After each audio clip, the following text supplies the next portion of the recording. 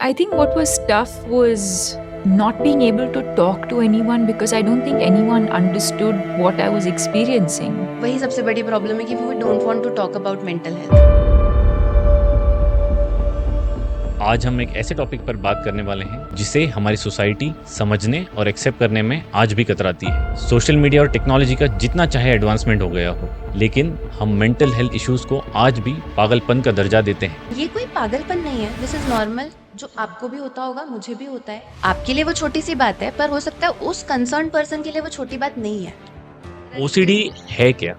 आपके ब्रेन में कोई डेफिशिएंसीज हो गई हैं, तो इसीलिए वो व्यक्ति चाह के भी पॉजिटिव नहीं सोच सकता। वो उस नेगेटिव लूप में फंसा हुआ है। एक पेशेंट हमारे पास आई थी, म्यूट थी, वो भी कुछ बात ही नहीं करती थी कभी भी। इनिशियली लगा साइकोटिक तो नहीं है, तो वी आस्क्ड हर कि आप लिख के बताओगे क्या। देन शी अग्रीड, और उसमें भी उसने बोला पेन पेपर पे नहीं करूंगी, मैं अपने मोबाइल में ही लिखूंगी। शी रोट कि मुझे लगता है अगर मैंने एक शब्द भी बोला तो मेरे ब्रदर की डेथ हो जाएगी। अब आप इमेजिन करो, पूरे दिन उनके साथ यही चल रहा है, उनकी क्या हालत हो रही होगी। It is so debilitating disease. I can not even tell you families की फैमिली बर्बाद हो गई है कितनी, और हम उसे कैजुअली बोल रहे हैं ओसीडी होना। OCD, sleep disorders, high level of depression and anxiety, bipolar disorders, schizophrenia और ऐसी बहुत सारी मेंटल इलनेसेस जो सुसाइडल टेंडेंसीज में कन्वर्ट हो जाती हैं, इन सभी मुद्दों पर हमने आज बात करी है डॉक्टर अपूर्वा से। मान लीजिए किसी को हार्ट अटैक आ रहा है, तो आप तुरंत उसको डॉक्टर के पास लेके जाते हो, 4 लोग उसको विजिट करने आते हैं, कोई शेम नहीं है, कुछ नहीं है। यही चीज अगर किसी को सुसाइडल थॉट आया है और उसने कुछ अटेम्प्ट किया है, तो जितने लोग आएंगे ना, उसको बिल्कुल ज्ञानचंद बन के बहुत सारा ज्ञान देंगे। वो चीज कोई भी नहीं समझ रहा है कि सुसाइडल थॉट कितने डेंजरस होते हैं, कि सब कुछ छोड़ के उन्हें लगता है कि अब तो लाइफ खत्म करना ही एकमात्र सोल्यूशन है। एक अर्ली सिम्टम्स क्या होते हैं? क्या आपके घर में कोई ऐसा व्यक्ति है जिसको इस तरीके का डिसऑर्डर है या उसके अर्ली स्टेजेस में है? अर्ली स्टेजेस में if you find doctor Apurva एक सीजन साइकियाट्रिस्ट हैं जिनके साथ हमने इन सारी मेंटल इलनेसेस के अर्ली सिम्टम्स, एडवांस स्टेजेस और उसी के क्योर और ट्रीटमेंट्स पर बात करी है with real life case studies of her patient. अगर कोई यंग फीमेल के पेरेंट्स आते हैं, वो सबसे पहले यही पूछते हैं, मैम अगर गोली चलती रहेगी तो इसकी शादी कैसे करेंगे।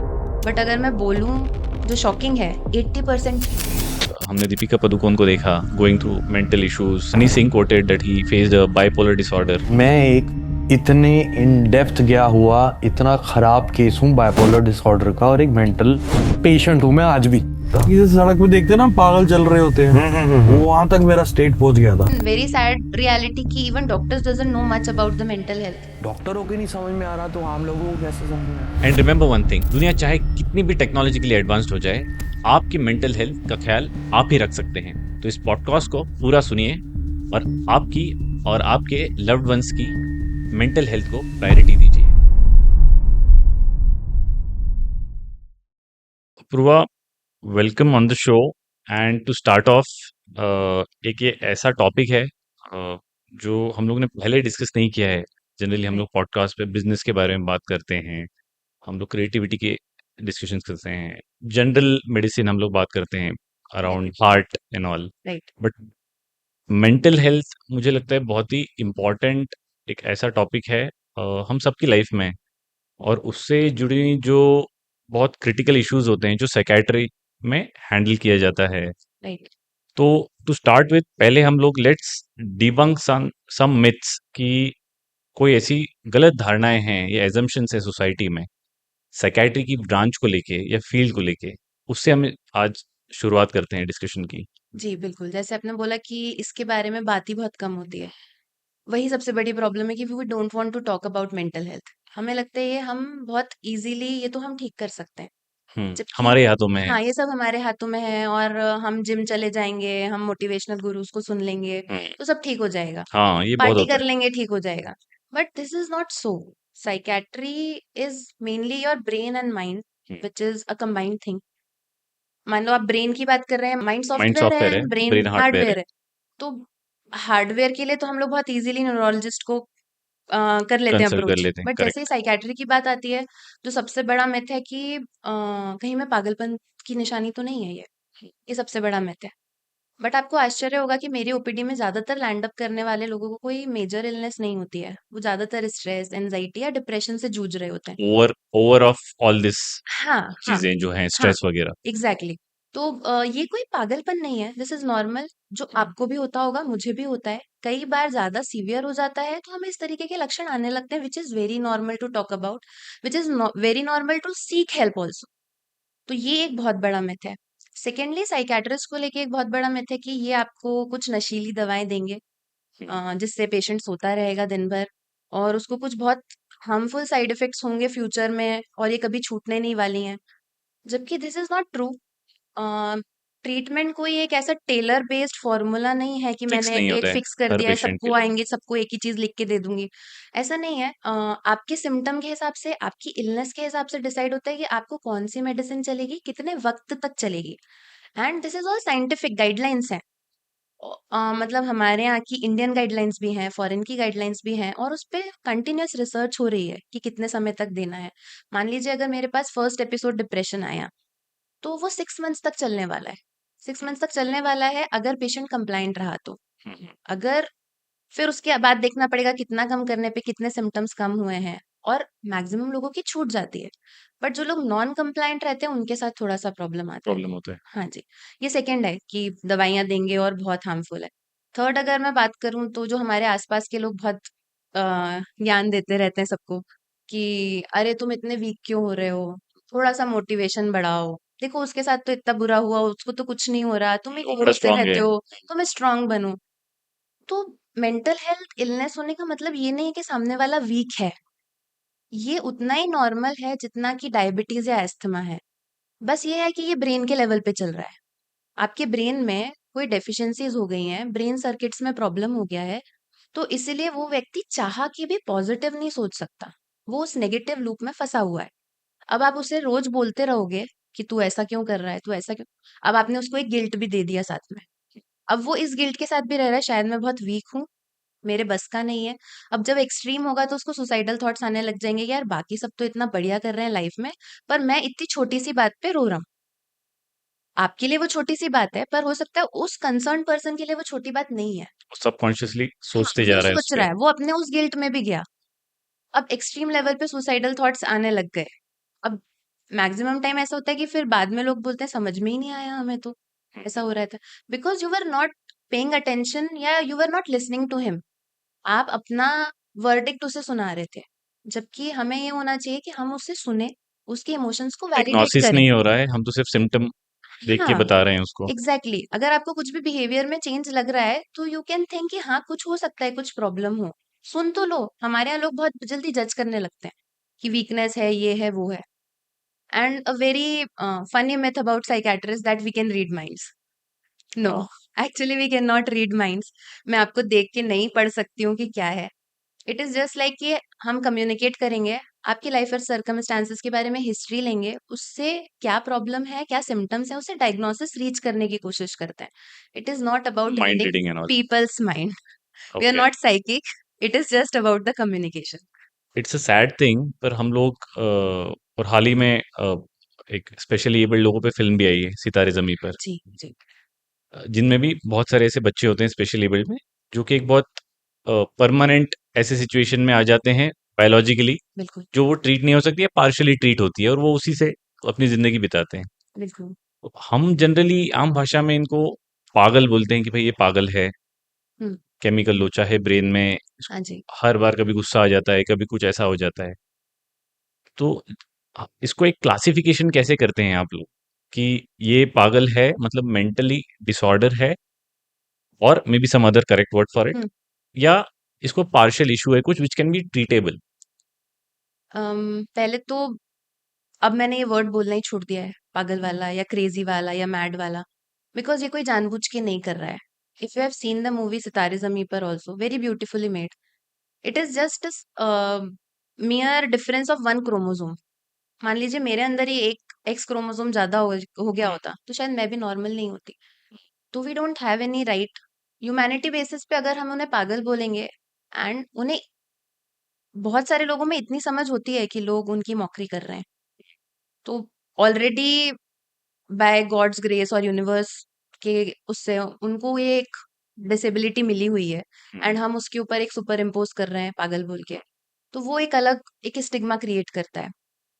देन जो आपका सवाल था, कमिंग बैक टू दैट, कि दो स्पेक्ट्रम होते हैं, एक साइकोटिक होता है और एक न्यूरोटिक होता है। ओके जो आप बात कर रहे थे वो न्यूरो डेवलपमेंटल वाला है, ओके वो इन दोनों में भी नहीं आएगा।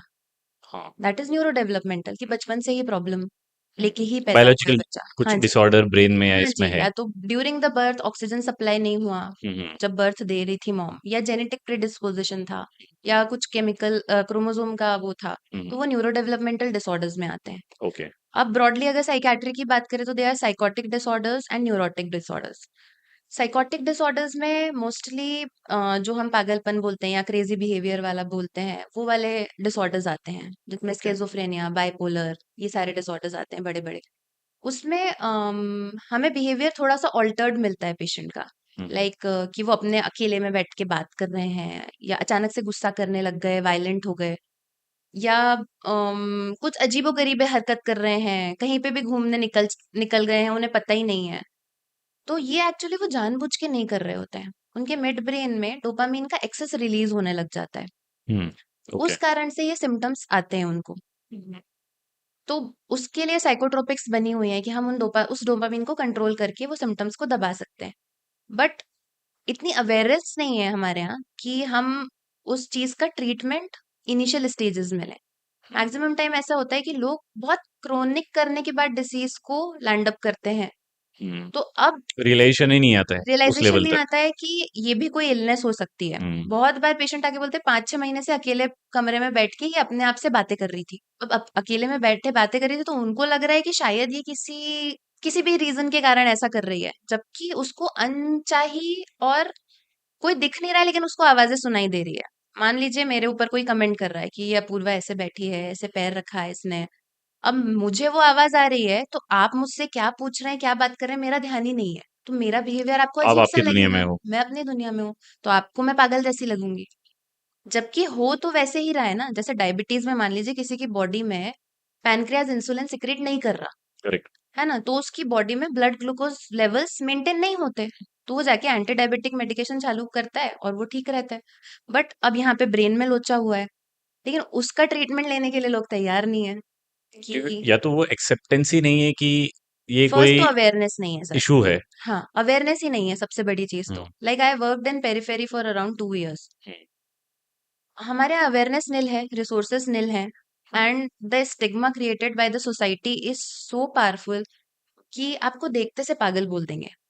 हम्म। मतलब अगर और एक ओपीडी में डिस्टेंस भी बना लेते हैं, हाँ, डिस्टेंस तो बना जनरली जैसे हम हाँ, अज्यूम करते हैं कि कि ये जैसे वायलेंट होगा। कि ये वायलेंट हो जाएगा, ये आपको हाँ हार्म कुछ कुछ कर भी कर सकता है, सकता है। कुछ भी कर देगा, मार देगा। जबकि 90% केसेस में ना वो विक्टिम होते हैं, वो ज़्यादातर मार खा रहे होते हैं। क्योंकि वो ऐसी ओ हरकत कर रहे होते हैं तो घर वाले भी मार रहे होते हैं। तो it is a very sad reality which I came to know when I joined in psychiatry. But then ये होता क्यों है? मतलब कैसे कैसे मतलब ऑब्वियसली ऐसा कोई घर बैठ के इसको आइडेंटिफाई नहीं कर सकता है हाँ, पर एक अर्ली सिम्टम्स क्या होते हैं कि आपके घर में कोई ऐसा व्यक्ति है जिसको इस तरीके का डिसऑर्डर है या उसके अर्ली स्टेजेस में है? अर्ली स्टेजेस में if we find the change in the baseline of the behaviour, hmm, मतलब हमें पता होता है कि हमारे घर में किसका बिहेवियर किस टाइप का है। हाँ कोई इंट्रोवर्ट होता है, कोई करेक्ट। एक्सट्रोवर्ट होता है, किसी को कोई चीज़ें बहुत पसंद होती हैं, किसी को नहीं होती, किसी हम्म, को कुछ अलग ही तरीके की। तो जो बेसलाइन में चेंज है बिहेवियर का, वो हम्म, हम सबसे पहले जज करें।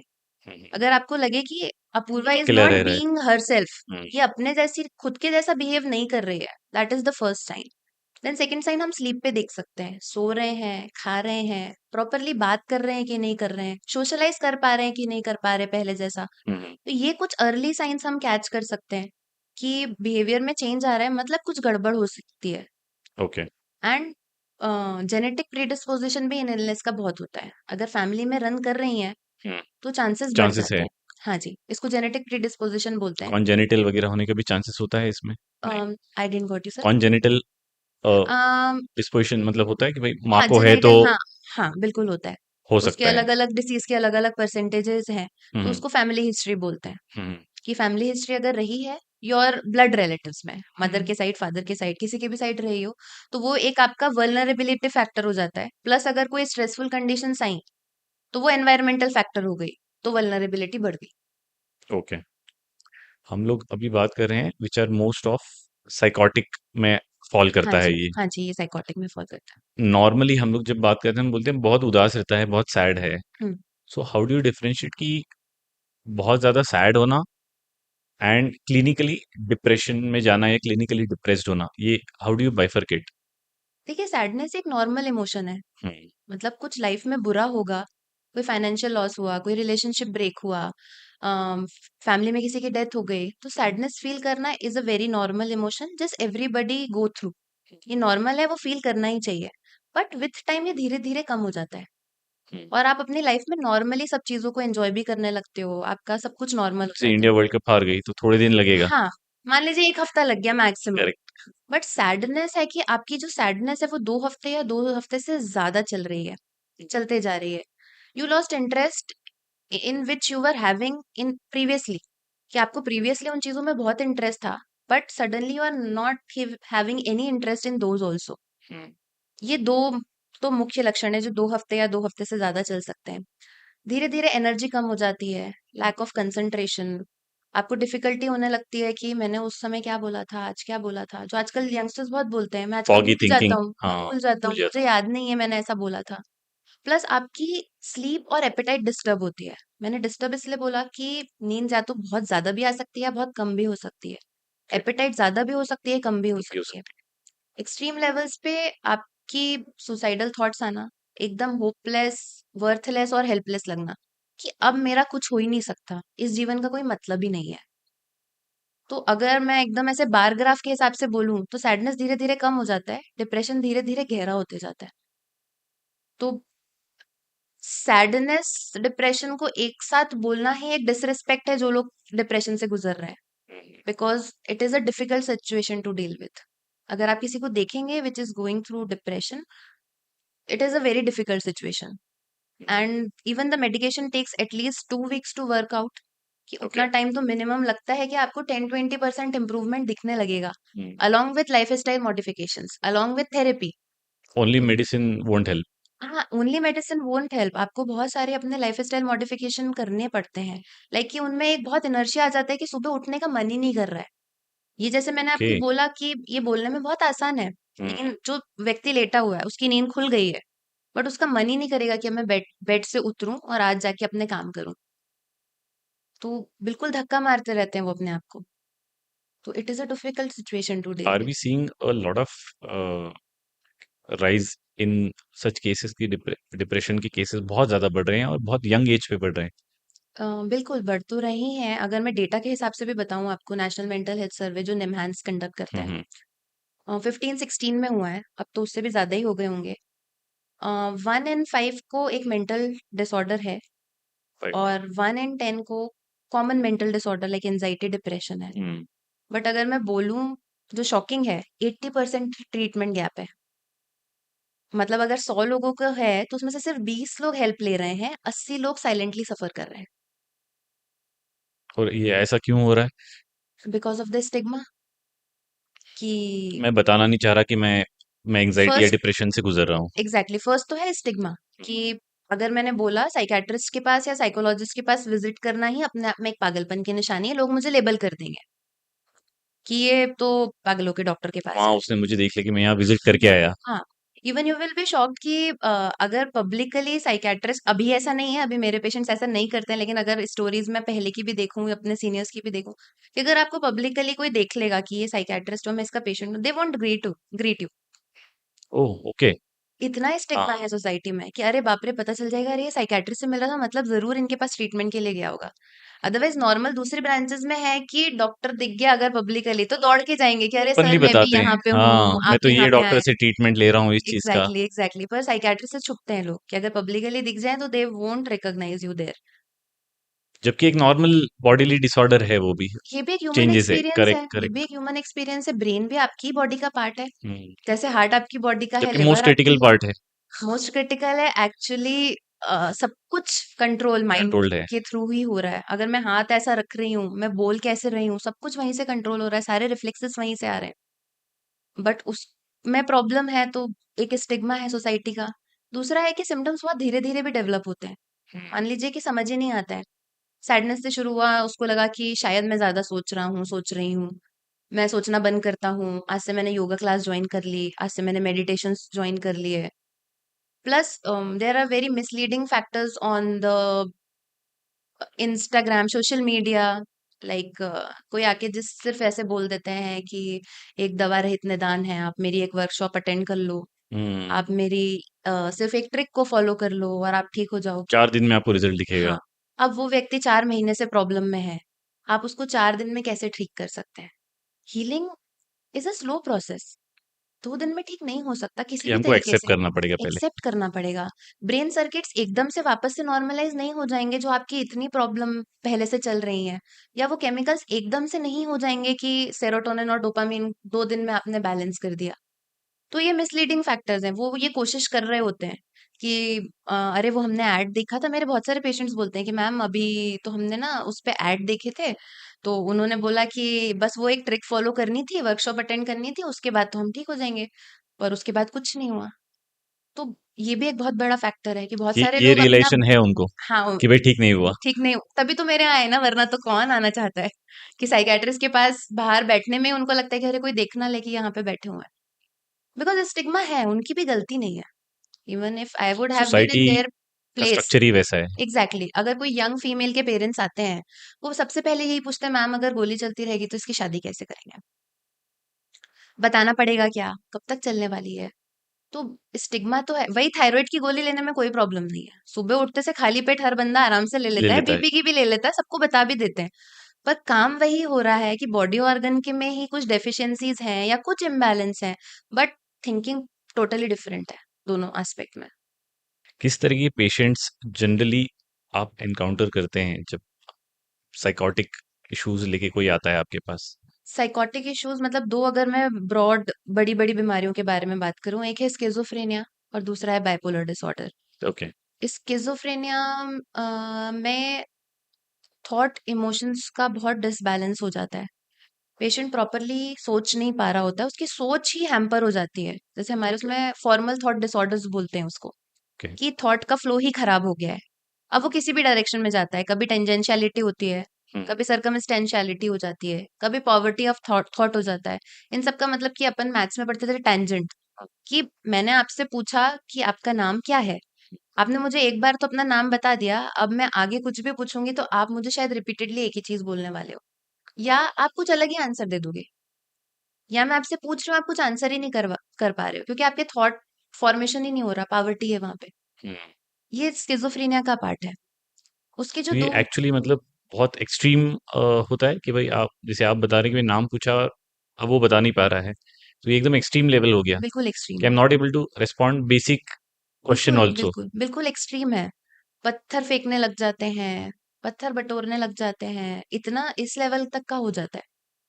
डिल्यूजन और हैलुसिनेशंस 2 बड़े लक्षण हैं स्किज़ोफ्रेनिया के। डिल्यूजन मतलब fixed, firm and false belief.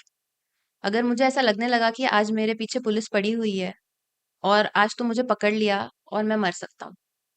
अब आप सोचिए कि ये स्ट्रेस है उसको, हुँ। अब वो सब जगह से भाग रहा है, कोई नहीं है उसके पीछे, पर आपको उसका बिहेवियर कितना इरैटिक लगेगा। अब यहाँ पे मुझे ऐसा लग रहा हो तो मैं इस कुर्सी के पीछे छुप जाऊंगी, या मैं आपसे बचते रहूंगी, मुझे लगेगा कि आप कुछ दूसरे कपड़े पहन के तो नहीं आ गए, आप पुलिस ही तो नहीं है। My God! या डिल्यूजन ऑफ रेफरेंस, कि अगर ये लोग बैठे हैं, अगर कोई यहाँ पे, वो मुझे ऐसा लगेगा पक्का मेरे बारे में बात कर रहे हैं। अब मैं बहुत ओवर कॉन्शियस रहूंगी, पता नहीं मेरे बारे में क्या बात कर रहे हैं, मेरे बालों पे कमेंट तो नहीं कर रहे हैं, मेरे हाथों पे कमेंट तो नहीं कर रहे हैं, मैं कैसे बोल रही हूँ इस पे, तो वो और कॉन्शियस दिखेंगे अपने को, तो अपने को लगेगा कि ये क्या पागल हो जैसी हरकतें कर रहे हैं। दूसरा है हेलुसिनेशन, जो अपन ने पहले भी बात करी, कि यहाँ पे बैठे हैं, आवाज कुछ और आ रही है, कि ये अपूर्वा कैसे बात कर रही है, कैसे जबकि बोल अपूर्वा है रही ही है। नहीं। हाँ, अपूर्वा इनसे मत बात कर, उठ के चली जा।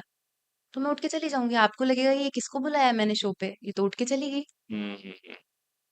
तो लेकिन मुझे वो डरा रहे हैं ना कंटिन्यूअसली कि इनसे बात मत करो, इनसे उठ के जाओ, नहीं तो तुम्हारी जान को खतरा है। मतलब ये लेट्स से कि ये फिज़िकली प्रेज़ेंट हैं, जो भी क्रू मेंबर यहाँ बैठे हैं, और हाँ, हमको लगेगा कि ये एक्चुअली है ही नहीं, या तो वो नहीं है और हमको लगे कि है। नहीं, ये ऑडिटरी हेलुसिनेशन है, दिखेगा ऑडिट कोई नहीं, ओके।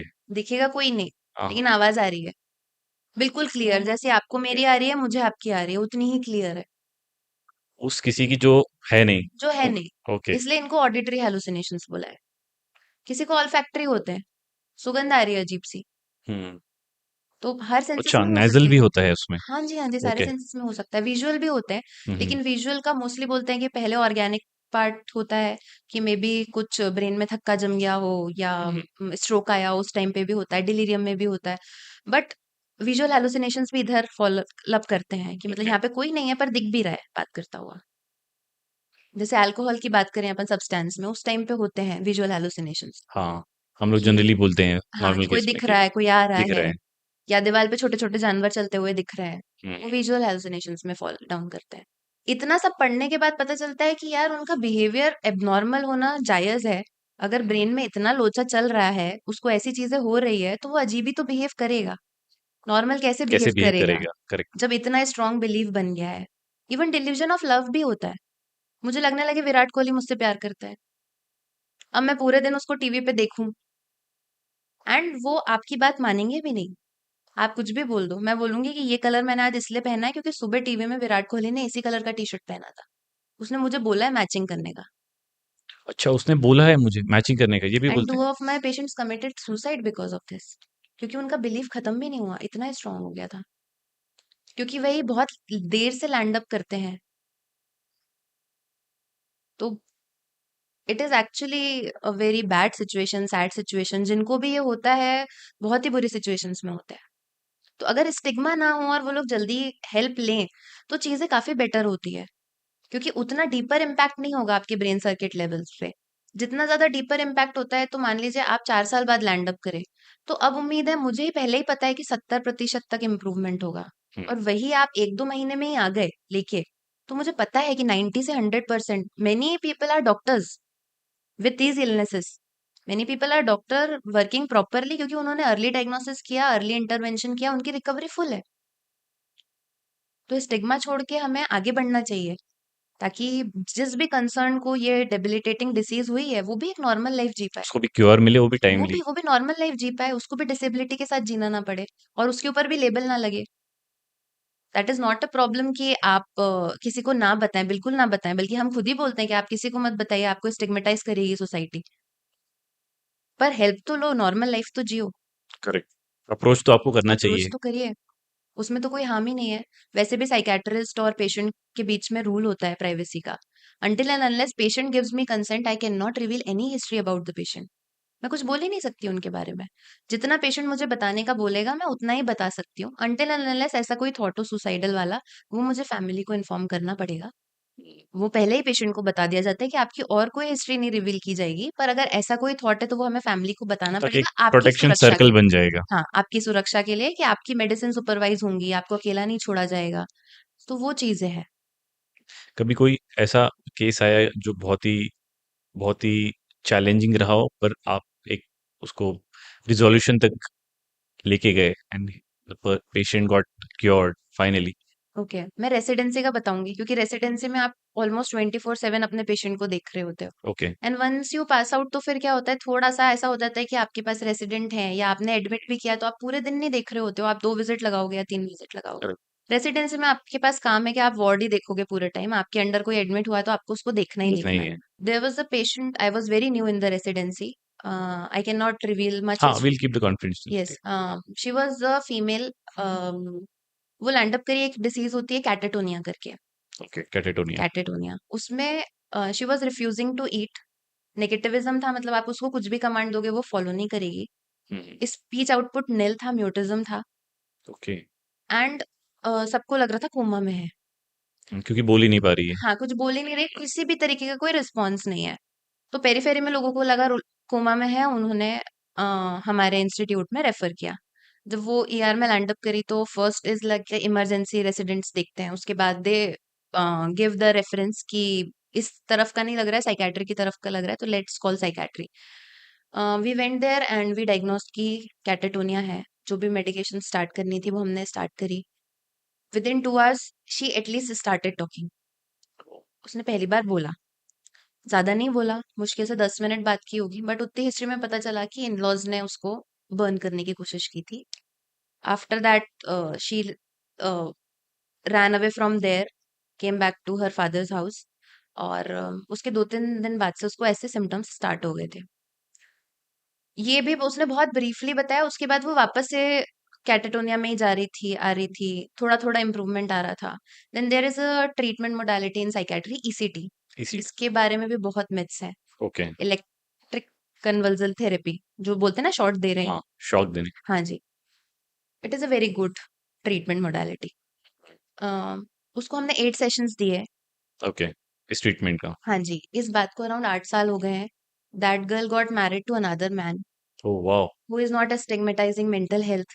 वो उसकी दवाइयाँ लेने के लिए खुद जाता है डॉक्टर के पास, उसके साथ ही they are having a kid right now and she is leading a very good life.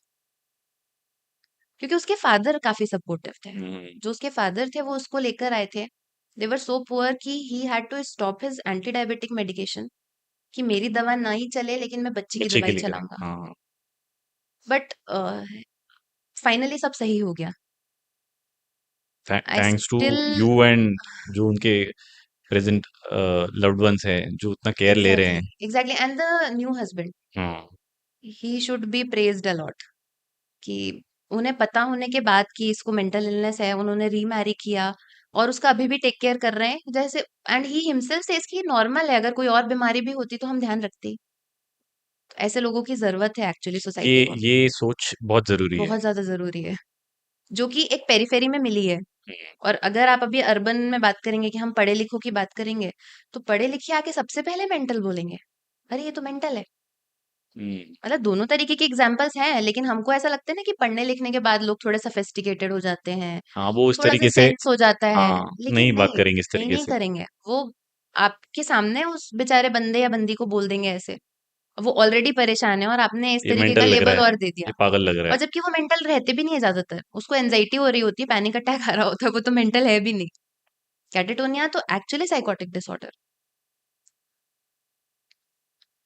हम लोग अ, एक और बहुत कॉमन सिम्टम है या केस है उसके बारे में बात करना चाहूंगा मैं खास करके कि एंग्शियस होना और एक एंजाइटी का एक्सट्रीम लेवल होना क्योंकि इसमें दोनों में क्या एक डिफरेंस आता है बिकॉज एंग्शियस होना मुझे लगता है कि बड़ा ही नॉर्मल इमोशन है आप एग्जाम के पहले एंग्शियस होते हैं रिजल्ट के पहले एंग्शियस होते हैं बिल्कुल, रिलेशनशिप्स में आप एक्सपेक्टेशन जब रखते हैं तब थोड़ा सा एंग्शियस होते हैं एग्ज़ैक्टली।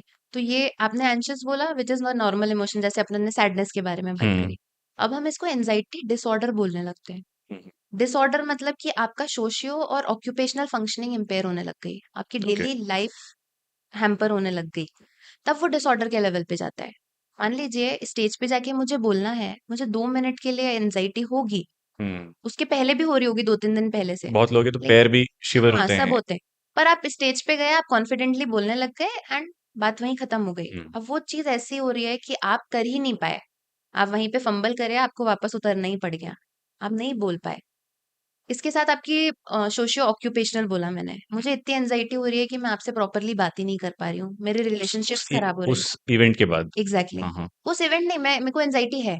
ओके मुझे एंग्ज़ायटी डिसऑर्डर है। हम्म वो भी मतलब नॉर्मली है, उसके भी पूरे ब्रेन सर्किट हैं। एमिग्डाला नाम का एक हमारा ऑर्गन होता है, मतलब ऑर्गन नहीं होता, एक पार्ट होता है ब्रेन हम्म का, वो हाइपर एक्टिवेट हो जाता है। ओके तो उसको कंटिन्यूअसली ऐसा लगता रहता है कि हमें बचना है चीजों से। हाँ वो घंटी ओके बजाए जा रहा है, कुछ है नहीं सिचुएशन आसपास बचने के लिए, लेकिन उसे ऐसा हो गया है क्योंकि कुछ पास्ट ट्रॉमास हो सकते हैं या प्रायर कोई हिस्ट्री रही मैं हो। पूरे टाइम बैकफुट पे रहना हाँ, पसंद करता हूँ तो वो तो आपको बचाने की कोशिश कर रहा है, लेकिन बाहर ऐसे सिम्पटम्स दिख रहे हैं अपने को कि वो एंजाइटी हो रही है। हम्म तो एंजाइटी डिसऑर्डर अपन जब बोलेंगे कि आपकी सोशल लाइफ खराब हो रही है, आपकी ऑक्यूपेशनल लाइफ खराब हो रही है, कितने लोग अपने काम नहीं कर पाते हैं। हम्म मतलब मेजॉरिटी को रेजिग्नेशन देना पड़ता है इनके कारण। फिर बाद में या तो उनके कंपनी वाले बोलते हैं रेजिग्नेशन मानने के पहले कि एक बार तुम जाके किसी को कंसल्ट करो यार, इतना नहीं होना चाहिए। तब फिर वो लैंड अप करते हैं, फिर उन्हें पता चलता है अच्छा अपने को ये प्रॉब्लम है और इसका ट्रीटमेंट है, अभी तक क्यों परेशान हो रहे थे। तो उसके अर्ली सिम्टम्स क्या होते हैं let's say if I am going through anxiety disorder hmm for example तो मेरे घर वालों को या मुझे ही अर्ली सिम्टम्स अगर पता चले कि भाई ठीक है ये थोड़ा सा नॉर्मल एंग्शियसनेस से हम्म ज्यादा हो रहा है अब वो आपको फील होगा, ओके नॉर्मल नहीं लगेगा। हम्म आपको लगेगा कि यार ये इतना घबराने की तो बात ही नहीं है, ये इतना क्यों घबराते हैं इस चीज में। हम्म नींद खराब हो जाएगी, एपेटाइट खराब हो जाएगी, आप चीजों को अवॉइड करने लग जाओगे, ज्यादातर अवॉइडेंस में जियोगे। कि अवॉइड कर रहे हैं, पार्टीज में जाना अवॉइड कर दिया, लोगों से मिलना अवॉइड कर दिया, आइसोलेशन हाँ अच्छा लग रहा है। कोई भी न्यू टास्क लेने से ही मना कर दिया, मुझे तो दो ही मत, मैं तो नहीं करूंगी। तो हम्म, अब आपके पास टैलेंट तो है, लेकिन आप इस एंजाइटी के कारण काम ही नहीं कर रहे हो, आगे ही नहीं बढ़ पा रहे हो, और कंटिन्यूअसली आप दिख रहे हो स्ट्रेस में। दिखता है, स्ट्रेस में दिखता है इंसान, ऐसे हमेशा फ्राउनिंग लाइंस दिख रही हैं, या कंटिन्यूअसली हेडेक का आपको कंप्लेन कर रहे हैं कि हेडेक बना, कांस्टेंट थॉट चलते जा रहा कांस्टेंट थॉट चलते जा रहे हैं। एंजाइटी के इतने सिम्टम है कि मैं आपको बता भी नहीं सकती अभी, कि मैं शायद खुद ही एनालिसिस नहीं कर पाऊंगी। हेडेक हो सकता है, मसल स्टिफनेस हो सकती है, पेट खराब हो सकता है, है। पेट भी खराब हो सकता पेट है। खराब हो सकता है, कोई कोई लोग एंशियस कफिंग करते हैं। Okay. Even I used to do this is in new. My childhood, कि अगर एग्जाम है तो उसके हाँ। पहले मुझे खांसी आती थी, जैसे ओके। ही पेपर लिखना चालू किया बंद हो गई। बंद हो गया। बट वो मेरे हैम्पर नहीं किया, हम्म। कभी परफॉर्मेंस को हैम्पर नहीं किया, लेकिन जब वो आपके परफॉर्मेंस को भी हैम्पर करने लगे तो इट इज अ डिसऑर्डर। ये भी मेडिकली ट्रीटेबल है। बिल्कुल ट्रीटेबल है, ओके। वेरी इजीली ट्रीटेबल है। हम्म। और ट्रीटमेंट अगर आप जितना जल्दी लेते हो तो आपकी लाइफ क्वालिटी बहुत हो जाती है। हम्म। मतलब अपन बोलते हैं ना, लाइफ की क्वालिटी अच्छी होनी चाहिए, क्वांटिटी तो भले ही जितनी भी हो, तो आपकी क्वांटिटी तो नहीं पता मुझे, क्वालिटी तो बहुत अच्छी हो जाती है, कि you start doing things which you were not doing since your childhood even. क्योंकि ये जो इलनेस है एंजाइटी वाला, ये चाइल्डहुड से ही स्टार्ट हो जाता है बहुत सारों में। इसका प्रेवलेंस हर एज ग्रुप में है, ओके, कभी भी हो कभी सकता है भी हो किसी को सकता भी। है, बचपन से भी हो सकता है। तो वो काफी बेटर है, इट इज मच बेटर कि अपन हेल्प ले लें। हम्म। और ऐसा जरूरी नहीं है कि हर डिसऑर्डर के लिए दवाइयां ही दी जाती हैं, और अगर दवाइयां दी भी जाती हैं, मैं बोल रही हूँ, तो दे आर नॉट हार्मफुल। अगर आपकी बॉडी में आयरन डेफिशिएंसी एनीमिया है तो आप आयरन सप्लीमेंटेशन दोगे। विटामिन डी की कमी हो गई है तो आप दोगे, तो आपका सारी चीजें ठीक होगी, वरना आपकी बोन वीक होने लगती है, आपको दूसरी बहुत सारे हार्मोनल प्रॉब्लम्स होने लगते हैं। वैसे अगर ब्रेन में जो सर्किट लेवल पे सेरोटोनिन, डोपामिन और इनका इंटरप्ले हो रहा है, वो डिसबैलेंस्ड है, तो फिर आप नॉर्मल लाइफ जी नहीं पाते हो। तो इट वो भी कोई हार्मफुल नहीं है, बट माइल्डर केसेस में with therapy only, with some breathing techniques only, आप इनको काफी कंट्रोल कर कंट्रोल कर सकते हो। सकते हैं। लाइफ स्टाइल मॉडिफिकेशंस को हम बहुत अंडर एस्टिमेट करते हैं, जबकि लाइफ स्टाइल मॉडिफिकेशंस से जो माइल्डर केसेस होते हैं वो काफी बेटर हो जाते हैं। और एक इवन लॉन्ग टर्म में भी लॉन्ग एक टर्म में भी सस्टेनेबल अप्रोच है ये। एग्जैक्टली सस्टेनेबल अप्रोच है, कि जो लोग लाइफ स्टाइल मॉडिफिकेशन के साथ अगर सीवियर केस के भी साथ आए हैं, और लाइफ स्टाइल मॉडिफिकेशन उन्होंने इनकॉर्पोरेट कर लिया जैसा उन्हें बताया, तो उनकी दवाइयां धीरे धीरे बहुत कम हो जाती हैं और जल्दी से बंद भी हो जाती है, क्योंकि you are giving a natural push to your brain, hmm. कि वो ये सारी चीजें खुद से रिलीज करें। जैसे फॉर एग्जांपल एक्सरसाइज एंडोर्फिन्स निकालता है, आप सुबह एक्सरसाइज कर रहे हो तो एंडोर्फिन्स राइट। निकल रहे हैं, जिनको अपन हैप्पी हॉर्मोन्स बोलते हैं। करेक्ट। अब आप वो मान लीजिए अभी आपका ब्रेन 20% ही निकाल रहा है, पर जैसे जैसे अपन डेफिशिएंसीज फिल करेंगे तो वो भी अपना पार बढ़ाएगा। तो it is a holistic approach, कि दोनों चीजें साथ में काम करें। क्या क्या एज ए डॉक्टर या एक्सपर्ट आप मानते हैं कि ड्यू टू ओवर यूसेज या बहुत ज़्यादा प्रिविलेंस है सोशल मीडिया का हमारे लाइफ में डेली लेवल पे, and that is also a cause कि एक एक्सपेक्टेशन लेवल, एक एंजाइटी लेवल ज़रूरत से ज़्यादा बढ़ते जा रहा है। 100%, ये तो एक बहुत ही बड़ा कॉज है। मैक्सिमम लोग शायद इसी के कारण बहुत ज्यादा परेशान है। मतलब अम, आप मतलब भी इस अगर केस में मुझे लगता है कोई बायोलॉजिकल ट्रिगर नहीं है कि भाई ब्रेन का कुछ डिसफंक्शनिंग हो गया जिसके कारण से आपको बहुत ज़्यादा ये हो रहा है। स्ट्रेस तो मुझे लगता है सभी की लाइफ में है। शायद कोई भी नहीं होगा कि ओवर जो, हाइप्ड हो गया है आजकल। हाँ ऐसा कोई भी नहीं होगा शायद कि जिसकी लाइफ में स्ट्रेस नहीं हो। राइट। सभी की लाइफ में सभी की स्ट्रेस है। लाइफ में है। अब अपन उसको और ओवर स्टिमुलेट कर रहे हैं अपने ब्रेन को। जो मोबाइल की लाइट हम पूरे दिन देख रहे हैं, पूरे दिन स्क्रॉल कर रहे हैं, उसके तो मल्टीपल डिसएडवांटेजेस हैं। उसमें सबसे बड़ा तो ये है कि एक लोग तो हैं कि वो कंटिन्यूअसली अपने आप को कंपेयर ही कर रहे हैं, यार इसकी हाँ, लाइफ बढ़िया है, ये तो रोज घूमते रहते हैं। वहाँ अच्छा ही दिखता है। हाँ, कोई भी आपकी अपनी खुद की रोती हुई फोटोज तो नहीं लगाता ना, या बैड डेज की फोटोज तो पोस्ट नहीं करता कि कौन इस दिन लगाएगा? मैंने इतने बुरे कपड़े पहने थे, वो लगा दे कि, हाँ कुछ लोग लगाते हैं रोने वाले स्टेटस भी, लेकिन वो भी अटेंशन सीकिंग ही एक पार्ट का, हाँ, कि मुझे सेलिब्रिटीज़ जो वैलिडेशन जनरली चाहिए, करते हैं। मुझे हाँ, वैलिडेशन चाहिए वैलिडेशन मेरे चाहिए। इमोशन का, कि कोई पूछ ले कि तू दुखी क्यों है। हुँ। तो कंटिन्यूअसली एक तो हम कंपेयर कर रहे हैं कि इसकी लाइफ मेरी लाइफ से बहुत ज्यादा बेटर है। अब वो एक बहुत डिससैटिस्फैक्शन प्रोड्यूस करता है, और फिर इमोशनल ब्रेकडाउन होना बहुत नेचुरल होता है। मान लीजिए कोई हस्बैंड वाइफ है, या कोई गर्लफ्रेंड बॉयफ्रेंड ही है, किसी एक फीमेल ने डाल दिया कि मुझे ये गिफ्ट मिला, अब वो दूसरे दिन वो डिमांड करेगी उसको तो ये मिला था, मुझे तो ये मिला नहीं। अगर वो डिमांड नहीं भी करती पर मन में सोच रही है, अब वो अच्छा खासा रिलेशनशिप भी होगा, उसे पता है शायद अपनी फाइनेंशियल कंडीशन ऐसी नहीं है कि हम ये सब चीजें अफोर्ड कर पाए, पर वो कंपेयर करना बंद नहीं करेंगे मेंटली, मुझे तो वो लगता है, चलता रहेगा। और एक कॉमन चीज में मैं ऐड करूंगा, एक जो एक हैबिचुअल हो गया है, हमारी प्रैक्टिस हो गई है, कि हमें किसी को अगर बर्थडे विश करना है या कुछ करना है, स्टेटस वो, डालना। वो स्टेटस तो डाल ही रहे हैं, साथ में मेरे ही घर में है, आप मेरी फैमिली मेंबर है, पर मैं एग्जैक्टली। ग्रुप में डाल रहा हूँ और आपको विश कर रहा हूँ, क्योंकि एग्जैक्टली, आप बाजू में बैठ के नहीं विश कर रहे, हाँ, बाजू में बैठ के विश नहीं कर रहे हैं, आप मोबाइल के थ्रू ही कर रहे हो। मोबाइल के थ्रू कर रहे हैं, और शायद इसलिए कर रहे हैं क्योंकि ये देखने के लिए कि और कितने लोग हैं जो ग्रुप में हैं, जो मेरी मॉम को या मेरे डैड को, मेरी वाइफ को एग्जैक्टली, विश कर रहे हैं, फिर नहीं कर चेक रहे। कर रहे हैं पूरे दिन, इसने नहीं किया, हाँ, उसने नहीं इसने किया। कर दिया, इसने नहीं किया, ये जरूर हमसे जलते हैं, करेक्ट। जरूर इनको हमसे प्रॉब्लम है। अब कोई प्रॉब्लम नहीं भी हो, सच में सामने वाला बिजी होगा पूरे दिन, इसलिए वो उस समय नहीं कर पाया, लेकिन आपने एक अपनी धारणा बना ली उसके लिए कि पक्का ऐसा है। प्लस जो आप बोल रहे हो कि विश करने वाला, अब लोग 50-50 स्टेटस डालते हैं हैप्पी बर्थडे वाले, हाँ, उससे करेक्ट। क्या बेनिफिट मिल रहा है? सीरियसली डोंट नो, उससे क्या बेनिफिट मिल रहा है? और जो वो नेगेटिविटी आप एक्वायर कर रहे हो इन टर्म्स ऑफ एंजाइटी और एग्जैक्टली ये, exactly. और उसमें आप खुश नहीं हो रहे हो, एट द एंड आप याद कर रहे हो कि यार मेरी वो फ्रेंड ने तो डाले ही नहीं मेरे लिए, हाँ, करेक्ट। वो बदल गई है जरूर, अब उसको मेरे साथ वैसा लगाव तो नहीं रहा। तो अब हो सकता है उसको उतना ही हो, लेकिन आपने अपनी एक गलत धारणा बना ली। अब जब आप अगली बार उससे मिलोगे तो अपने प्री कंसीव नोशन के साथ मिलोगे, इसने मेरे बर्थडे पे तो लगाया ही नहीं, अब इससे मेरी नहीं बनती। आपने अपना रिलेशनशिप खुद खराब कर लिया। अब एक दूसरे प्रकार के लोग भी हैं कि आपने फोटो डाली, अब आप दिन भर देख रहे हो कितने लोगों ने लाइक कर दिया, हाँ, व्यूज में जाके हाँ, देखो। कितने ने लाइक किया, कितनों ने नहीं किया, कितनों ने कमेंट किया। बेवजह का स्ट्रेस क्रिएट कर रहे हैं हम खुद के लिए। क्या फर्क पड़ रहा है? आपको फोटो अच्छी लगी, आपने डाल दी, सामने वाले को ना लगे तो भी क्या प्रॉब्लम है? तो जो एक डायलॉग है ना जब वी मेट का, करीना कपूर बोलती है मैं अपनी फेवरेट हूँ, हम्म, अगर वो लोग सब लोग वो फॉलो करने लग जाएं तो आधी प्रॉब्लम तो शायद सच में खत्म हो जाए। हम कंटेनमेंट दूसरों बहुत से जरूरी है। वैलिडेशन चाहते हैं। मैं चाहूंगी कि आप बोलो कि अपूर्वा तुम तो बहुत अच्छी लग रही हो, तुम तो बहुत अच्छा बोल रहे हो। क्या जरूरत है? मुझे पता है, अगर मुझ में कुछ फॉल्ट भी है तो वो मुझे पता होगा। वो मेरा ही फॉल्ट एवरीबॉडी है। नोस कि मेरे करेक्ट। अंदर ये चीज फॉल्ट है, ये चीज मैं अच्छी नहीं करती, वो मुझे पता है, पर मैं दूसरे से वैलिडेशन चाहती हूँ।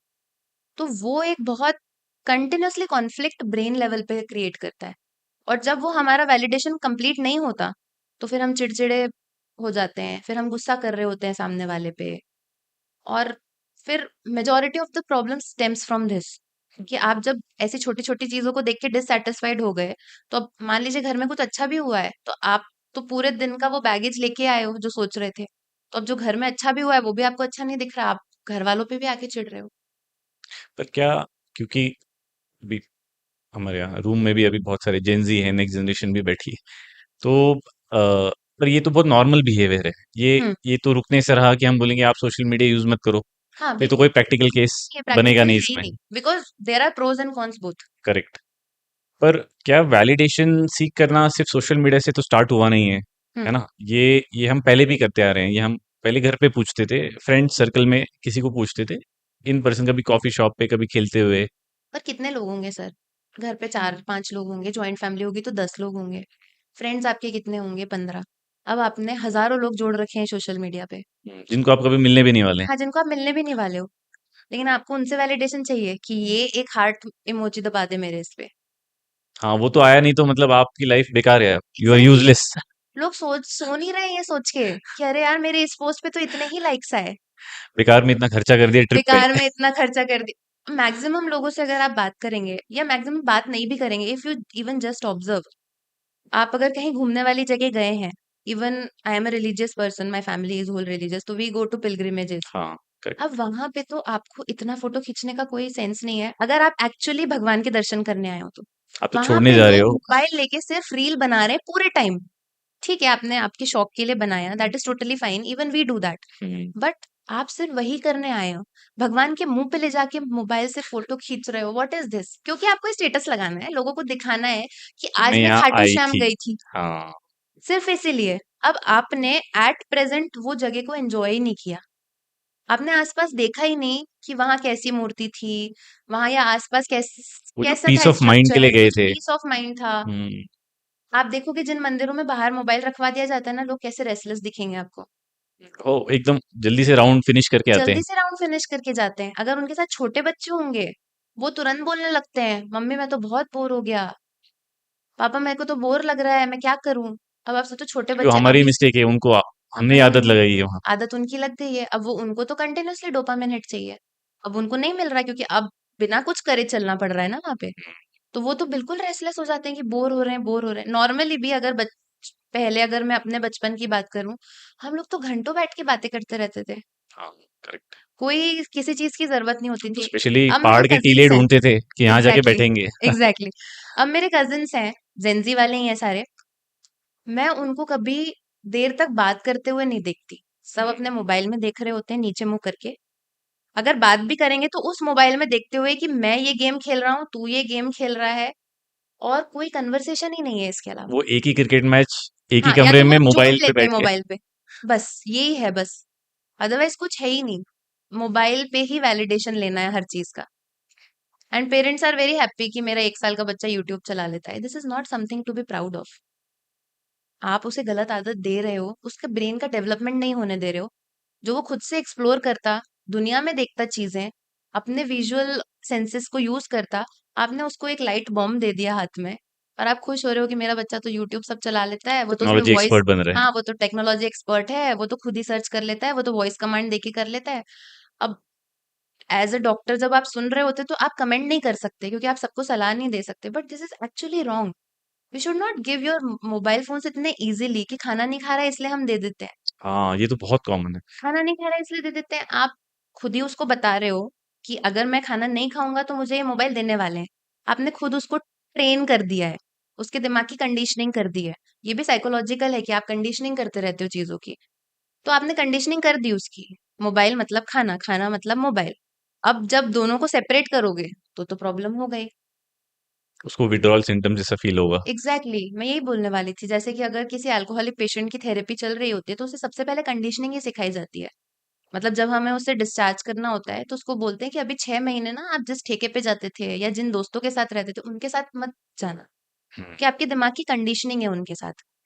ये मतलब ये, इमीडिएटली आप अट्रैक्ट कर लो उसको। एग्जैक्टली दिस मतलब हुँ, दिस ठेका इक्वल्स टू मी ड्रिंकिंग। हुँ, तो वो क्यों है और वो क्यों बहुत स्ट्रांगली आएगा तो आप कंट्रोल नहीं कर पाओगे कितनी भी कोशिश करो। हुँ, लाइक एक पावलोव का एक्सपेरिमेंट है जिसमें कि सलाइवेशन हमारा एक इनेट एक्सपीरियंस है कि खाने को देख के करेक्ट, हमें होता है होता है। सलाइवेशन। उसने उस एक डॉग को यूज किया। उस डॉग को खाना देता था, उसने चेक किया कि सलाइवेशन हर बार हो रहा है।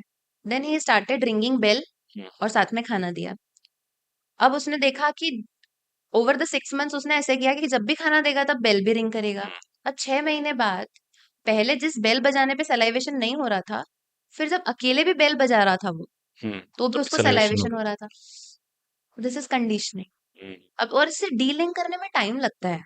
तो it is not one shot कि आप आए, आपने सोचा कि अब चलो छोड़ देते हैं अपन, 2-4 दिन में सब छूट जाएगा। ऐसा नहीं होता। इट टेक्स टाइम क्योंकि ब्रेन की बात है ये। उसको डीलिंग करने में टाइम लगेगा, अनकंडीशन करने में अपने आप को समय लगेगा चीजों को। तो इट टेक्स टाइम। अब अपन अपने बच्चों को, क्योंकि सब्सटेंस ऐसा नहीं है ना कि एडिक्शन सिर्फ सब्सटेंसेस के लिए ही है। इंटरनेट एडिक्शन एक बहुत बड़ा एडिक्शन है जो सभी बहुत में बड़ा मिल रहा है। एडिक्शन है। सभी में मिल रहा है। अब आपने इंटरनेट एडिक्शन है, पॉर्न एडिक्शन है, there are so much of gambling, con gaming gambling, gaming. सभी है। और मुझे लगता है गेमिंग को तो लोग कंसीडर ही नहीं कर रहे हैं। कंसिडर ही नहीं कर रहे हैं। उनको कंसीडर लग नहीं, रहा है उनको लगता है कि ये सही है तो, ये तो सही है, या क्या खराब है, ठीक है, बच्चा खेल रहा है तो। बच्चा खेल रहा है कोई बात नहीं, अपने को तो डिस्टर्ब नहीं कर रहा। हुँ, बहुत सारे पेरेंट्स इस टाइप के भी होते हैं जिनको लगता है कि हम अपनी लाइफ में कॉम्प्रोमाइज नहीं कर सकते। हाँ, अब तो मुझे एंटरटेनमेंट चाहिए, हाँ, मेरी भी तो लाइफ है। मेरी भी तो लाइफ है। तो तो जॉइंटली भी खेलते हैं वो। तो उस चक्कर में क्या होता है कि वो कहीं और पार्टी कर रहे होते हैं, घर पे बच्चा खेल रहा होता है। True, agree. तो अब जब आप अकेला छोड़ के गए हो बच्चे को, वो खेलेगा ही ना, वो तो छोटा सा है। हुँ, उसे थोड़ी इतना सेंस है कि ये मेरे लिए गलत है। फॉर एग्जाम्पल हमारे पेरेंट्स ने हमें नहीं सिखाया होता कि बेटा पढ़ाई के टाइम पे पढ़ाई ही करना है, तो हम भी एक्चुअली बाहर जाके वही खेल रहे होते हैं ना पूरे पूरे दिन। तो बच्चे की तो कोई गलती नहीं है इसमें। अब पेरेंट्स खुद ही बोल रहे हैं खाना नहीं खा रहा तो मोबाइल दे दो। हम खुद ही उन्हें इंटरनेट एडिक्शन खुद से दे रहे हैं प्लेट में और परोस के। रेस्टोरेंट्स में तो ये बहुत कॉमन, जैसे आप रेस्टोरेंट्स में गए, बच्चे साथ में हैं, तो हाँ, पहली चीज़ जो होती है, आप आपके पॉकेट से मोबाइल निकालते हैं और उस बच्चे को एग्जैक्टली। या एंड तो पेरेंटिंग शादियों में इज दे देते हैं। Very difficult thing. I also go through lot of this kind of issues okay. And as a parent also. Okay, and majority of the people go through, hmm but it is good that you हाँ, are accepting that. Many won't accept कि नहीं नहीं, हमारी life circumstances ऐसे नहीं है, हम तो दोनों वर्किंग है, हम क्या कर सकते हैं। But before planning you are knowing that you both are working right. And you are bringing a new life, that is your responsibility. तो अब तो आपको उसे मोबाइल देते समय भी आपको वो रिस्पॉन्सिबिलिटी का एग्जैक्टली ध्यान तो देना अगर चाहिए। आप एक न्यू लाइफ को लेकर आए हो that is going to live for around 70-80 years, तो आपको उसे बचपन अच्छा देना पड़ेगा। अगर करेक्ट। आप बचपन ही अच्छा नहीं दोगे, इतना ट्रॉमेटिक दोगे, अकेला छोड़ के जाओगे, तो वो कैसे आगे किसी पे भी ट्रस्ट कर पाएगा। Even there is a theory, Erik Erikson ने भी बताया था, ट्रस्ट वर्सेस मिसट्रस्ट, एक स्टेज है उसमें। Trust versus mistrust, mistrust. Mistrust, mistrust, okay, trust versus mistrust. Mistrust. Okay. ये बच्चा लगभग बचपन से ही, like if a baby when is born, अब उसे फीडिंग की चाहिए, वो रो रहा है। हम्म अब there is a very concern mother जो आके उसे तुरंत फीड करा रही है, तो वो बच्चे के अंदर ना ट्रस्ट की क्वालिटी होगी कि वो लाइफ टाइम लोगों पे ट्रस्ट करेगा। ओके। अब वही उसे ऐसी मदर मिली कि वो रो रहा है, बिलक रहा है, 15-20 मिनट हो गए फिर भी नहीं आई है, कोई और आ रहा है, कोई और होल्ड कर रहा है, फिर उसके अंदर एक बीज आएगा मिसट्रस्ट वाला। फिर अपने को ऐसे लोग मिलते हैं ना कि साला विश्वास ही नहीं करते किसी चीज पे। तो ये सब चीजें बचपन से इनकॉर्पोरेट होती हैं, which people are not getting. And वो माय लाइफ माय रूल्स के चक्कर में खुद की भी लाइफ खराब कर रहे हैं और अपने बच्चों की भी खराब कर रहे हैं। तो अब ऐसे ऐसे मेरे पास बच्चों के बहुत सारे केस केसेस देखे हैं आते अभी हैं। रिसेंटली, कि बच्चे को घर में बंद करके जा रहे हैं क्योंकि हमें पार्टी करना है।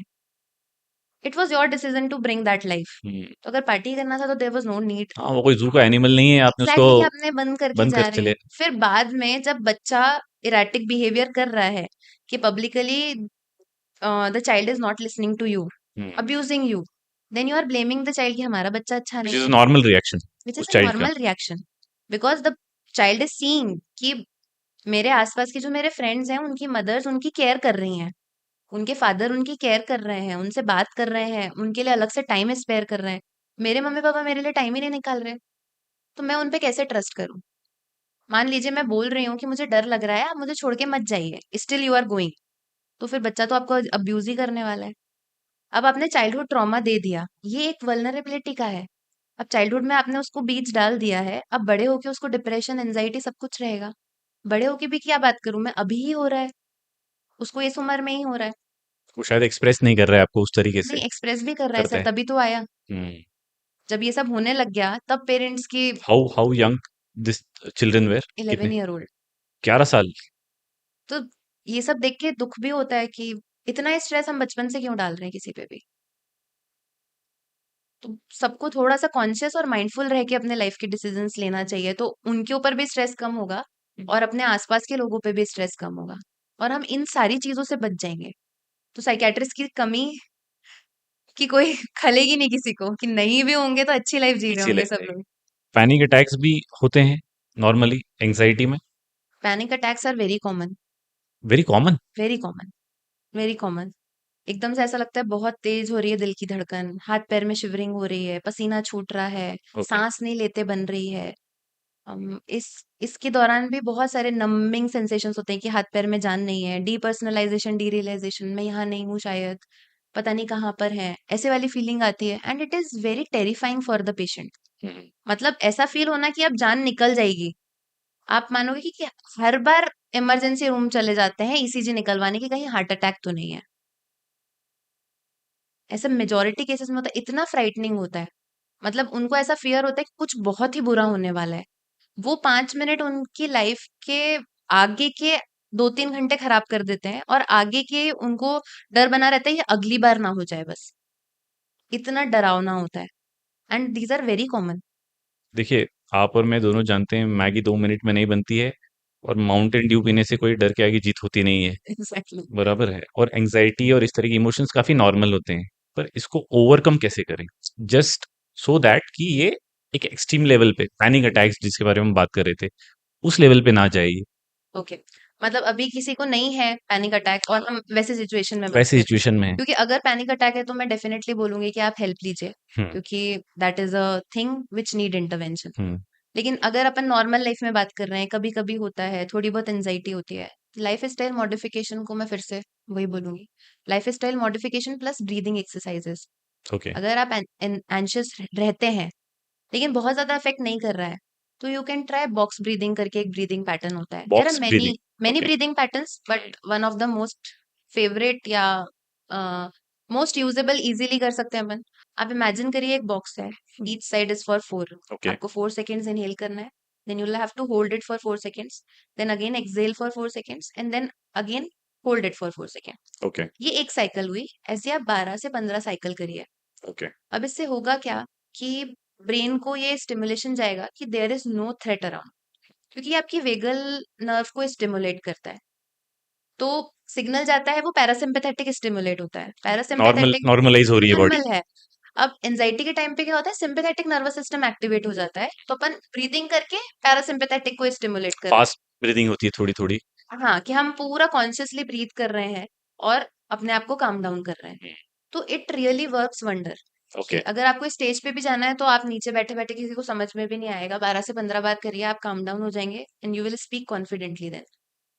दूसरी होती है ग्राउंडिंग एक्सरसाइजेस बोलते हैं। ग्राउंडिंग एक्सरसाइजेस लाइक कि आप अपने आप को प्रेजेंट मोमेंट में वापस लेकर आते हो। सारे सेंसेस को यूज करना है बेसिकली आपको। आंखों से आप 5 चीजें देखिए, उसको अगर मैं बोलूँ तो 5 4 3 2 1 मेथड। ओके, 5 चीजें ऑब्जर्व करिए, जैसे अपने आसपास ये प्लांट रखा हुआ है, पीछे मैं वो मॉन्यूमेंट देख सकती हूँ, या ये मैं माइक देख लूँ। इनको सिर्फ ऑब्जर्व करें। 4 चीजें छू के देखें, अगर मैं अपने कपड़ों का देखूं टेक्सचर कैसा है, या ये आर्म रेस्ट देख रहे हैं, कोई ठंडी चीज पकड़ ली। 3 चीजें सुन लें, जैसे पीछे से कुछ आवाज आ रही है उसको थोड़ी देर ध्यान से सुने। 2 चीजें आप सूंघ सकते हो, मान लो परफ्यूम कैरी कर रहे हो या मॉइस्चराइजर। जिनको एंजाइटी ज्यादा होती है उनको बोलते हैं कि मिंट गम लेके चला करो। तो ओके, क्या वो एकदम से आपको सेंसेशन देंगे, टेस्ट चेंज होगा। हाँ, ओके, तो आप प्रेजेंट मोमेंट में अलर्ट वापस करेंगे आएंगे। आपको। हाँ, नहीं, आप अलर्ट से वापस से आप प्रेजेंट मोमेंट में आ प्रेजेंट जाओ, मोमेंट में आ क्योंकि जाओ। आप अलर्ट तो वो एंजाइटी में ऑलरेडी। ओवर हो रहा है वो, हाँ, वो ओवर ओवर स्टिमुलेट हो रहे हो, तो आप अलर्ट हो वापस रही से प्रेजेंट मोमेंट में आ जाओ। है। Okay, these are grounding techniques. Then therapies भी होती हैं जिसमें आपके थॉट्स पे काम किया जाता है कि थॉट को ऑल्टर कैसे कर सकते हैं, तो आप अपना एक्शन कैसे लोगे और फिर आपका बिहेवियर कैसे होगा, क्योंकि सारी कहानी थॉट से ही शुरू हुई है। तो जब आप थॉट को ऑल्टर करेंगे तो आपका जो वो है कॉग्निशन वो ठीक होगा, और फिर आपके बिहेवियर में भी वो रिफ्लेक्ट होगा। अच्छा, ये कैसे पता करते हैं? क्योंकि मुझे भी आसपास के बहुत सारे अ, लोग हैं जो मिलते हैं या कभी बात होती है तो बोलते हैं यार बहुत डिप्रेस फील होता है यार, हम्म, अच्छा नहीं लगता है, या मुझे लगता है मैं डिप्रेशन में हूँ, या हम्म, ये सिचुएशन मेरे लिए बार बार होती है, सो आई गेट लॉट डिप्रेस्ड। हम्म, पर वाकई में उनकी लाइफ में इतना कुछ नहीं होता है जिससे वो कि हम बोले, या जनरली हम इनको कंपेयर करते हैं भाई डिप्रेशन, वही कोई सोल्जर हो और उसको उसके 4 हाथ मतलब हाथ पैर टूट गए हों, इतनी गोलियाँ लग गई हों, वो बोले मैं डिप्रेस्ड हूँ, तो आप उससे अगर कंपेयर करोगे तो आपको लगेगा यार मेरी लाइफ में तो कुछ भी नहीं, सब बढ़िया चल रहा है। ओके। तो how how do you define depression? देखिए, जो भी मेंटल हेल्थ डिसऑर्डर्स हैं, ऐसी कोई भी टेस्ट नहीं होते उसके साइकोलॉजिकल टेस्ट के अलावा कि एमआरआई या सीटी स्कैन में निकल के आ जाएगा या ब्लड रिपोर्ट्स में निकल के आ जाएगा कि डिप्रेशन है। इसके लिए आईसीडी और डीएसएम करके मैनुअल्स हैं जो कि हम लोग पढ़ते हैं, और उसमें भी चेंजेस होते रहते हैं। जैसे अभी तक आईसीडी 10 फॉलो हो रहा था, अभी 11 फॉलो हो रहा है। तो उसमें स्टडीज होती हैं और लोगों में कैसे कैसे सिम्टम्स मिल रहे हैं, और उस हिसाब से फिर सिम्टम्स डिफाइन होते हैं। लाइक सिम्प्टोमेटिक ऑब्जर्वेशन करते हैं। सिम्प्टोमेटिक हाँ, ही होता है, ये इसीलिए होता है। हमें हिस्ट्री लेने में टाइम लगता है और हम डायग्नोसिस तक रीच करते हैं। लाइक डीएसएम सेज की 5 आउट ऑफ 9 सिम्टम, 9 सिम्टम्स दिए हुए हैं, उसमें से अगर 5 मिल रहे हैं इसमें। लेकिन जैसे कि ये सैडनेस और ये वाली बात है, आज मैं सैड हूं तो और कल नॉर्मल हूं, तो ये सैडनेस नहीं है। ये सैडनेस प्रोलॉन्ग्ड होनी चाहिए, एटलीस्ट फॉर 2 वीक्स या मोर देन 2 वीक्स। दूसरा सिम्टम है एनीडोनिया। एनीडोनिया का मतलब होता है कि you have lost interest in things which you were having pleasure before. कि पहले अगर मुझे मूवी देखने में बहुत मजा आ रहा था, लेकिन आजकल मैं बोल रही हूँ नहीं यार, मूवी नहीं देखना। दिस इज एनीडोनिया, क्या मजा ही नहीं आ रहा पहले वाली दिलचस्प चीजों में, अब मुझे रुचि नहीं लगती। दूसरा है कि कंसंट्रेशन इश्यूज हो जाना, फटीकेबिलिटी रहना, साइकोमोटर एक्टिविटी बहुत रिड्यूस हो जाना। साइकोमोटर एक्टिविटी का मतलब कि जो भी काम कर रहे हैं हमने बहुत ही कम कर दिए हैं, बहुत एनर्जी लेवल स्लो दिख रहे हैं। सुसाइडल थॉट्स आने लग जाना, ओके, गिल्ट में रहना पूरे टाइम। और गिल्ट मोस्टली लोगों के द्वारा दिया गया होता है। तो it depends person to person कि उसका थ्रेशोल्ड कितना है। मैं इतना झेल सकती हूँ या मैं इतना झेल सकता हूँ, तो उस पर डिपेंड करेगा। हो सकता है उनके लिए ये बहुत भारी हो, और मेरे लिए कुछ भी नहीं है कि मैं तो रोज ही ऐसी चीजें झेल जाती हूँ। तो it depends person to person. ये पर्सनैलिटीज भी डिफरेंट होती हैं। ओके, किसी की एंशियस पर्सनैलिटी में ही फॉल करता है, राइट। कोई इस पर्सनैलिटी में फॉल करता है, कोई बॉर्डर लाइन में फॉल करता है। पर्सनैलिटीज भी डिफरेंट होती हैं। तो वो भी कोई डिसऑर्डर नहीं है। This is how we are born. ऐसे ही पैदा हुए हैं, तो एक उसको तो चेंज नहीं कर सकते। नॉर्मल बिहेवियर पे काउंट एग्जैक्टली। करते हैं हाँ उसको। जी। ओके। हम जनरली सोसाइटी में ये सोचते हैं कि कोई गरीब होगा या बहुत सारे चैलेंजेस लाइफ में उसने फेस करे होंगे तो उसको स्ट्रेस ट्रॉमा ये सब होगा। पर हम तो सेलिब्रिटीज भी देख रहे हैं आज के टाइम्स में, पिछले 10-20 इयर्स का अगर हम रिकॉर्ड्स देखें कि अविची करके एक बहुत बड़े सिंगर थे, फिर हमने दीपिका पादुकोण को देखा बिल्कुल। Going through mental issues, then Honey Singh quoted that he faced a bipolar disorder. Exactly. Why do celebrities have, because उनके पास तो ऑलरेडी सब कुछ एबेंडेंस में है, आपके पास फेम है, आपके पास पैसा है। पर sir for with fame stress comes naturally. वो फुल टाइम लाइमलाइट में है। People are continuously judging them. That is by choice, right? हाँ, that is by choice and they are enjoying it also. But जैसे हमने बात करी कि अगर स्टेज पे जाके बोलना है तो it is my choice. But stage पे जाने के पहले तो मुझे स्ट्रेस होगा कि how people are going to जज मी। पता नहीं मैं कैसा बोलने वाली हूँ, पता नहीं लोग मुझे कैसे परसीव करने वाले हैं। तो अब ये लोग लाइमलाइट में है पूरे टाइम, इनकी लाइफ्स को जज किया जा रहा है। प्लस इनके ऊपर प्रेशर भी है कि ये फिल्म चलती है कि नहीं चलती। वरना अब आप जब टॉप आपका पे करियर पहुंच गए फिनिश हो हो गया। तो आप नीचे आने में आपको प्रॉब्लम होगी। आप नीचे ही हो तो आपको कुछ फर्क नहीं पड़ रहा है, लेकिन अब जब आप पहुंच गए हो तो अब आपको ये डर बन गया, ये फियर है कि अब मैं नीचे ना आ जाऊं। साथ में इनकी ट्रोलिंग भी बहुत होती है, we all see on social media. Even जैसे विराट कोहली का भी एक गलत, सिर्फ एक गलत लाइक या जो भी उन्होंने एक सीन गलत किया, एक्सप्रेशन भी हो गया तो गड़बड़ हो पे ही जाएगा। उनके ऊपर कमेंट किया जाता है। तो it is very high pressure jobs. Plus vulnerability, अगर जेनेटिक प्रीडिस्पोजिशन रहा हो कि फैमिली में रही हो अब सब कम जल्दी कर जाते हैं। तो आप सकम जल्दी कर जाएंगे।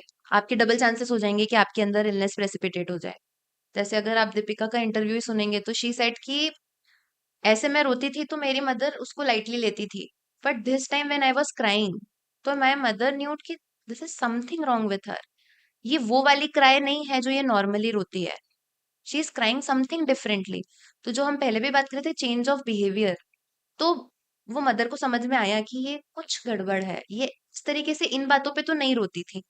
तो वो एक टर्निंग पॉइंट था कि चलो फिर उन्होंने हेल्प ली and she shared it publicly. तो उससे अवेयरनेस जनरेशन में बहुत फर्क पड़ता है, because we idealize such people कि अगर दीपिका बोल रही है कि डिप्रेशन होता है तो पीपल विल से कि हाँ कुछ भी हो रहा है तो मतलब होता एक्सेप्ट है, करने में इट इज नॉर्मल है, नॉर्मल। जब उसको हो सकता है तो मुझे मुझे भी भी हो हो सकता सकता है, है। कोई बात नहीं, it is totally fine. But जैसे हनी सिंह का आपने एग्जाम्पल दिया, ही टोल्ड कि मुझे 4 महीने बाद समझ में आया कि I am going through something. अब आप सोचिए कि इतना सक्सेसफुल इंसान जो अपने प्राइम टाइम पे था, सारी मेडिकल रिसोर्सेज अवेलेबल होंगी उनके पास, तो भी उन्हें 4 महीने लगे इस चीज को पकड़ने में। तो आप सोचिए पेरीफेरी में क्या हालत हो रही होगी। हम कैसे एक्सपेक्ट कर सकते हैं कि वो, वरना ये तो किसी डॉक्टर के पास गए होंगे अच्छे हॉस्पिटल में, वहीं पे कोई बता देता कि आपको ये फेस चल रहा है, शायद आप इसीलिए ठीक नहीं हो रही। रिमोट दूर दराज में रहने वाले को तो ये एक्सेस ही नहीं है। हालत हो रही होगी, उनकी बहुत बुरी हालत है। और फिर हमारे कुछ सेलिब्रिटीज ऐसा बोलते हैं कि डिप्रेशन नाम की चीज गांव में होती नहीं है। पता नहीं वो कौन सा डेटा यूज कर रहे हैं। I would like to invite them. I have done my work in peripheries hmm, from zero to और जनरली सिक्सटी हर डॉक्टर स्टार्ट भी करता है वैसे हाँ, ही। From zero they to know it sixty better. था सर। बहुत ही छोटी जगह पे, धार डिस्ट्रिक्ट में आई वर्क। हम्म। वहां पे जीरो थी ओपीडी, मेंटल हेल्थ ओपीडी, वो 60 तक गई और उसमें सब तरीके का स्पेक्ट्रम था। ऐसा मैं कोई स्पेक्ट्रम नहीं बोल सकती कि जो गांव में नहीं होता, सब कुछ होता है। एंड मेरा रीजन ही पेरिफेरी में जाने का ये था कि हम बाहर बैठ के बहुत मेंटल हेल्थ कर रहे हैं, यहाँ क्या हालत है। Because it is very near by to Indore, so I use to up down, hmm. Because I drive on my own, so I hmm. Use to drive and then go there. बहुत ही बुरे हालत हैं, लोगों को पता ही नहीं है। इवन वेरी सैड रियलिटी की even doctors doesn't know much about the mental health. मेरे ही कलीग्स होंगे, उन्हें ही नहीं आइडिया है। My God. क्योंकि 15 दिन की पोस्टिंग होती है एमबीबीएस में, साइकेट्री में। आप 15 डेज में क्या सीख सकते हो? कुछ भी नहीं सीख कुछ भी सकते। नहीं कर पाएंगे आप। एक क्वेश्चन आता है, अगर पढ़ा तो ठीक है, नहीं भी पढ़ा तो ठीक है, उस पे पास फेल डिसाइड नहीं होना है तो क्यों पढ़ेंगे? जब मुझे ही नहीं आइडिया था, मैं किसी और को क्यों बोलूं? अगर मैंने साइकेट्री नहीं किया होता तो मुझे ही नहीं पता होता ये सब। तो एक स्टिग्मा पहुंचाने में, सॉरी टू से, बट डॉक्टर्स का भी बहुत हाथ है। ये दे डोंट नो, और फिर हम कब क्लेम करते हैं it is all in their head. अरे भाई, हेड में भी है तो ठीक तो करना पड़ेगा ना। हेड भी आपके ही बॉडी का वेल ऑर्गन सेड। है, it is all in the head, तो ठीक करो उसको। और ये तो तो ज़्यादा डेंजरस है मुझे लगता है, क्योंकि अगर साइकोटिक है, न्यूरोटिक नहीं है, पर सर पेरिफेरीज तो के डॉक्टर्स आइडेंटिफाई भी, करने में ही exactly, but time period periphery ज़्यादा के है। डॉक्टर्स भी ऐसे हैं, सिटीज के डॉक्टर्स भी ऐसे ही हैं कि ये तो लाइफ टाइम चलने वाली दवाइयां होती हैं और ऐसा होता है। हाँ, तो लाइफ ओके। टाइम चलने वाली दवाइयां इसलिए मतलब होती पहले हैं। ही वो डिक्लेयर कर देते हाँ, हैं। अगर मैं आपके पास आई, आपने मुझे बोला कि आप साइकियाट्रिस्ट के पास जाओ, वो दवाइयां चालू करेंगे, शायद अब आपको लाइफ टाइम चलेगी दवाई। अब आप आओगे क्या मेरे पास? Let me psycho educate, it is my branch. मुझे पता है कि इनको कितने दिन चलने वाली है। तो हम खुद ही जनरेट कर रहे हैं स्टिग्मा एक तरीके से। एक और बहुत अ, लेमैन सा अ, चीज़ हो गया है, लोग ओसीडी के बारे में बात करते हैं और एक दूसरे को बड़े ही आसानी से कोट कर देते हैं कि तुझे ओसीडी है या तुझे ओसीडी होगा, इसलिए you are so much particular, तुझे हर चीज़ में नुक्स दिखते हैं। बहुत होता है, बहुत आम हो गया है। बहुत आम है सर। ओसीडी है क्या? ये जो कैजुअली बोलते हैं, this is very disturbing actually. अगर आप एक भी पेशेंट देखो ना। Even I have gone through it, okay. But वो है कि I have now learn the art of ignorance. हाँ, ओके। चलो ठीक है, now you realise that you are not this. Okay. Because आप उनकी सफरिंग को एक्चुअली डिसरिस्पेक्ट कर रहे हो ओसीडी बोल के, जब उसके आगे डिसऑर्डर लगा हुआ है। और आप सिर्फ अपनी हाइजीनिक एक्टिविटी को, या आप अच्छे से रह रहे हो, हाँ, या आप एटिकेट्स को। पर्टिकुलर हो उस चीज के करेक्ट। लिए, तो this is not something disorder, you are leading your life properly. ये अच्छी चीज है, ये हाइजीन का पार्ट है, अगर आप बिकॉज यू किसी आर साफ मेसी, सुथरे रह रहे यू आर हो। Not liking it. हाँ, तो आप उसको ओसीडी बोल दे रहे हो। इवन कितने सेलिब्रिटीज बोलते हैं, अरे मुझे उस चीज का इतना गंदा ओसीडी है, मुझे इसका ओसीडी है। हाँ, ऐसा दिस भी इज होता नॉट है। OCD, perfectionism is not OCD. OCD obsessive compulsive disorder. अब ऑब्सेशन को हम ऐसे समझेंगे कि रिपीटेटिव थॉट्स हैं हम्म, जो कि अनवांटेड है। पेशेंट को पता है कि ये बेसलेस थॉट है, बट उसको रिपीटेडली आ रहे हैं। अब ऐसा थॉट आ रहा है, या फियर आ रहा है, या इमेजेस आ रही हैं, या डाउट आ रहे हैं। अब वो जो भी आ रहा है, वो उसको इतना डिस्ट्रेस दे रहा है कि उसको सीवियर एंजाइटी हो रही है। हम्म, अब इस एंजाइटी को नलीफाई करने के लिए वो कंपल्शन करते हैं। फॉर एग्जाम्पल, अगर एक मैं कॉमनेस्ट एग्जाम्पल लूं कंटामिनेशन का, मुझे लग रहा है मेरे हाथ गंदे हैं। अब मैं हाथ धोने गई, मुझे थॉट आया था गंदे हैं, मैं धो लिए, टैप ठीक वैप है। बंद कर दिया, फिर से थॉट आ गया, नहीं नहीं बहुत गंदे हैं, वापस से धो। वापस से धोने लग गए, वापस से धो, वरना कुछ बुरा हो सकता है। ओके, नाउ दिस इज हाँ, अगर टर्निंग तुमने हाथ सीरियस। नहीं धोए तो शायद तुम्हें कुछ बीमारी हो जाएगी, या तुम्हारे घर वालों को कोई बीमारी हो सकती है। अब वो, उसको पता है कि सब कुछ बेसलेस है, इररेशनल है, अनवांटेड है, लेकिन उसको तो ये डिस्ट्रेसफुल लग रहे हैं, उसको तो एंजाइटी प्रोवोक हो रही है। अब उस एंजाइटी को प्रोवोक करने के लिए वो कंटिन्यूअसली हाथ धोते ही जा रहे हैं। कितनी बार ऐसा देखा है कि जितने सोप बार्स हैं वो खत्म होते जाते हैं, टंकियां खत्म हो जाती हैं पानी की। जो पुअर स्ट्रेटा के लोग हैं वो बोलने लगते हैं कि हमारी कॉलोनी में लोग हमें बाहर कर रहे हैं, कि आप लोग यहाँ नहीं रहिए, अगर कोई रियली? रेंट पे रह रहा है। हाँ sir, actually it is so debilitating disease. I can not even tell you, families की फैमिली बर्बाद हो गई है कितनी, कि इतना हो गया है, और उसके बाद इतना लेट लैंड अप करते हैं कि वो ट्रीटमेंट रेजिस्टेंट हो जाती हैं। And we are not talking even about it. हाँ, और हम उसे कैजुअली बोल रहे हैं ओसीडी होना। जैसे मैंने बोला थॉट बोला, फिर मैंने बोला आपको फियर हो सकता है, फिर मैंने आपको बोला इमेजेस हो सकते हैं, फिर मैंने आपको बोला डाउट्स भी हो सकते हैं।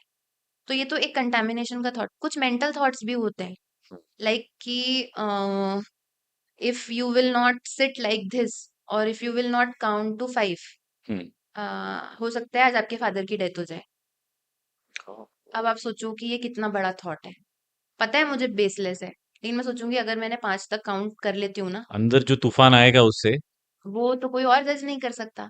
तो अब क्या लग रहा है कि वो सीढ़ी चढ़ रहा है, अब वो काउंट कर रहा है 1 2 3 4 5। लोगों को दिख रहा है क्या पागल है क्या, ये क्या 5 तक गिनती गिर रहा है, क्या कर रहा है एक ही सीढ़ी पे ऊपर नीचे ऊपर नीचे।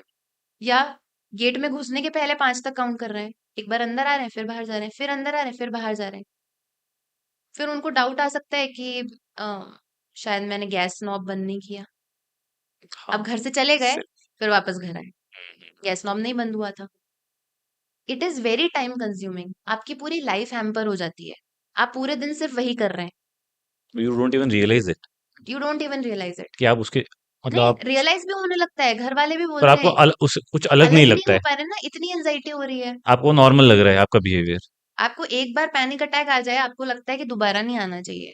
हम्म। अब आप इमेजिन करो पूरे दिन उनके साथ यही चल रहा है, उनकी क्या हालत हो रही होगी। और वो रियलाइज भी नहीं कर पा रहे हैं कि ये मैं थोड़ा सा कुछ अलग कर रहा हूँ, उनको वो नॉर्मल बिहेवियर लगता है। उनको लग रहा है कि मेरे को तो बचाना है आसपास के लोगों को, या मुझे खुद को बचाना है। सो अपार्ट फ्रॉम ओसीडी, हम लोग हम लोगों ने बहुत सारे ऐसे केसेस भी देखी, हमने फिल्म्स देखी है। I remember watching Deewangee, film of Ajay Devgn, जिनमें उनको स्प्लिट पर्सनालिटी था।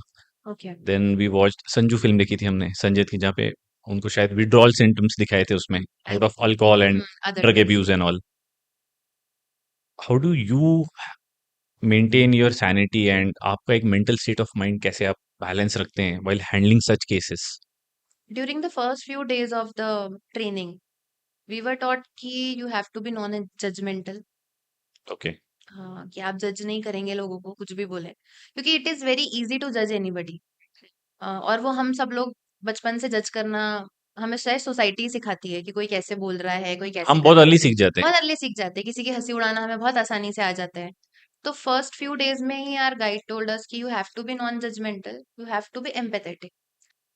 दैट इज द मेन पर पर्पस। कभी कभी क्या पेशेंट्स वायलेंट हो जाते हैं? क्योंकि जनरली हम मेंटल इलनेस की बात करते हैं, हम्म, साइकोटिक डिसऑर्डर्स की बात हम्म, करते हैं, तो हम लोग यही सोचते हैं कि पागल है, जो हम्म, आम भाषा में हम बोलते हैं सोसाइटी में।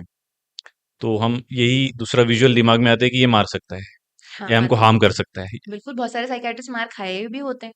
ओके। देखा है, I am lucky till now कि अभी तक मैंने मार नहीं खाई, लेकिन मैक्सिमम लोगों को मार पड़ जाती है। वायलेंट हो जाते हैं बिल्कुल हो केसेस। जाते हैं। जब आप नए नए रेसिडेंसी ज्वाइन करते हो, आपको आइडिया नहीं होता कि ये आप पे हिट कर सकता है। हाँ हाँ। अब आप जाके बात करना चालू कर दिए, या नॉर्मली भी कि पेशेंट ओपीडी में ही आया है, आप भले ही कंसल्टेंट भी बन गए हो अब, हाँ, लेकिन एकदम से जज नहीं हुआ, तो ऐसे कुछ देखते उसको हैं कि ट्रिगर कर गई आपकी उसको बात। कुछ ट्रिगर कर गया, या उसको कोई ऐसी हेलुसिनेशन हुआ जो हम आवाजें सुनाई देंगे कि पिटो इस डॉक्टर हाँ, को। वो आपको धीरे कुछ और ही परसीव करता है। हाँ, तो ओके। बट विथ टाइम थोड़ा-सा अंदाज़ा लग जाता है हाव-भाव से कि क्या हो सकता है, क्या नहीं हो सकता है, और हम कैसे इसको अवॉइड कर सकते हैं। थोड़ा-सा डिस्टेंस मेंटेन करके रखें, या फैमिली मेंबर वालों को बोलें कि आप इनके साथ खड़े रहिए, इनको पकड़ के रखिए, मैं इनसे थोड़ा-सा कुछ बात करना चाहूँगी। तो यू गेट टू नो कि कौन कैसे बिहेव कर सकता है। बट हाँ, हो जाता है कितनी बार, वायलेंट होते हैं पेशेंट। होते हैं। और इनिशियल पीरियड्स में मतलब मैक्सिमम साइकियाट्रिस्ट ने 1 या 2 बार तो मार खाई होगी, सही होती है। खाई होती है। How difficult it is in the de addiction process? कितना डिफिकल्ट होता है किसी को डी एडिक्ट करना? De addiction is difficult in itself, क्योंकि it is a long process. And I would say ऐसे डिवाइड तो नहीं करना चाहिए, पर एक दो कैटेगरी अगर मैं आपको बोलूं, कि एक कैटेगरी होती है कि जो मोटिवेटेड तो है, हम्म। लेकिन विड्रॉल इतना खराब आया कि उन्हें वापस से भागना पड़ा, कि जो भी चीज ले रहे हैं, वो अल्कोहल या ओपियोइड या कैनबिस जो भी ले रहे हैं, तो जो कि अपन ने पहले भी बात करी कि इवन मिर्गी जैसे झटके भी आ जाते हैं। हम्म। तो इतना बुरा जब होता है विड्रॉल, तो भागना ही पड़ता है पेशेंट को उसके पीछे। उनके अंदर मोटिवेशन था, लेकिन अब जब वो वापस भाग के वापस पी के आए, तो उन्हें घर पे क्रिटिकल कमेंटिंग मिली कि अरे ये तो बैड हैबिट में आता है, इसकी तो हम्म। आदतें ही खराब है, हम्म। ये शायद इसके कैरेक्टर का फ्लॉ है। तो जब ऐसी क्रिटिकल कमेंटिंग सुनते हैं, तो वो खुद सोचते हैं कि मेरे बस का तो नहीं है, शायद मेरे में ही कोई दोष है, अपन तो पी के ही खुश है, वैसे ही चलने देते हैं। थोड़ी बहुत जो विल पावर थी वो भी वो वो भी फिनिश हो ओके। जाती है। अब एक दूसरी कैटेगरी होती है, वो बोलते हैं कि इससे क्या प्रॉब्लम है, इससे तो हमारी लाइफ बढ़िया चल रही है, इसको पी के तो हमारा स्ट्रेस कम हो जाता है। आज तक जब तक जिंदा हूं तो हाँ, और पी के भी जिंदा रह सकता हूँ। नहीं, आज तक पी के जिंदा हूँ, इसी के कारण जिंदा हूँ, वरना तो मैं कब का मर मर चुका चुका होता। होता। क्योंकि इसको पी के ही मुझे अच्छा लगता है, इसको लेके ही मुझे अच्छा लगता है, इसके कारण मुझे नींद अच्छी आती है, इसके कारण मुझे काम में एनर्जी होती है। अब आप जब उनकी टेस्ट रिपोर्ट देखोगे, सब कुछ खराब हो चुका है अंदर। जब आप उनको बताने की कोशिश भी करते हो, तो ऊपर ऊपर से तो सुन लेते हैं, लेकिन मन में सोच रहे होते हैं। ठीक है, लेक्चर है, सुन तो लेते हैं। इस कंडीशन में फिर क्या होता है, एमईटी स्टार्ट करना ज्यादा जरूरी हो जाता है, कि मोटिवेशनल एनहांसमेंट थेरेपी, कि हमें उनको उस थेरेपी में डालना पड़ता है कि थोड़ा बहुत मोटिवेशन इंक्रीज हो, क्योंकि इट विल टेक टाइम, कि पहले आप डिटॉक्सिफिकेशन करेंगे, हम्म। फिर आप रिलैप्स प्रिवेंशन करेंगे लगभग 6 महीने का, फिर वो चलेगा मेंटेनेंस लगभग 1 से 2 साल तक। तो ये एक लंबा प्रोसेस है।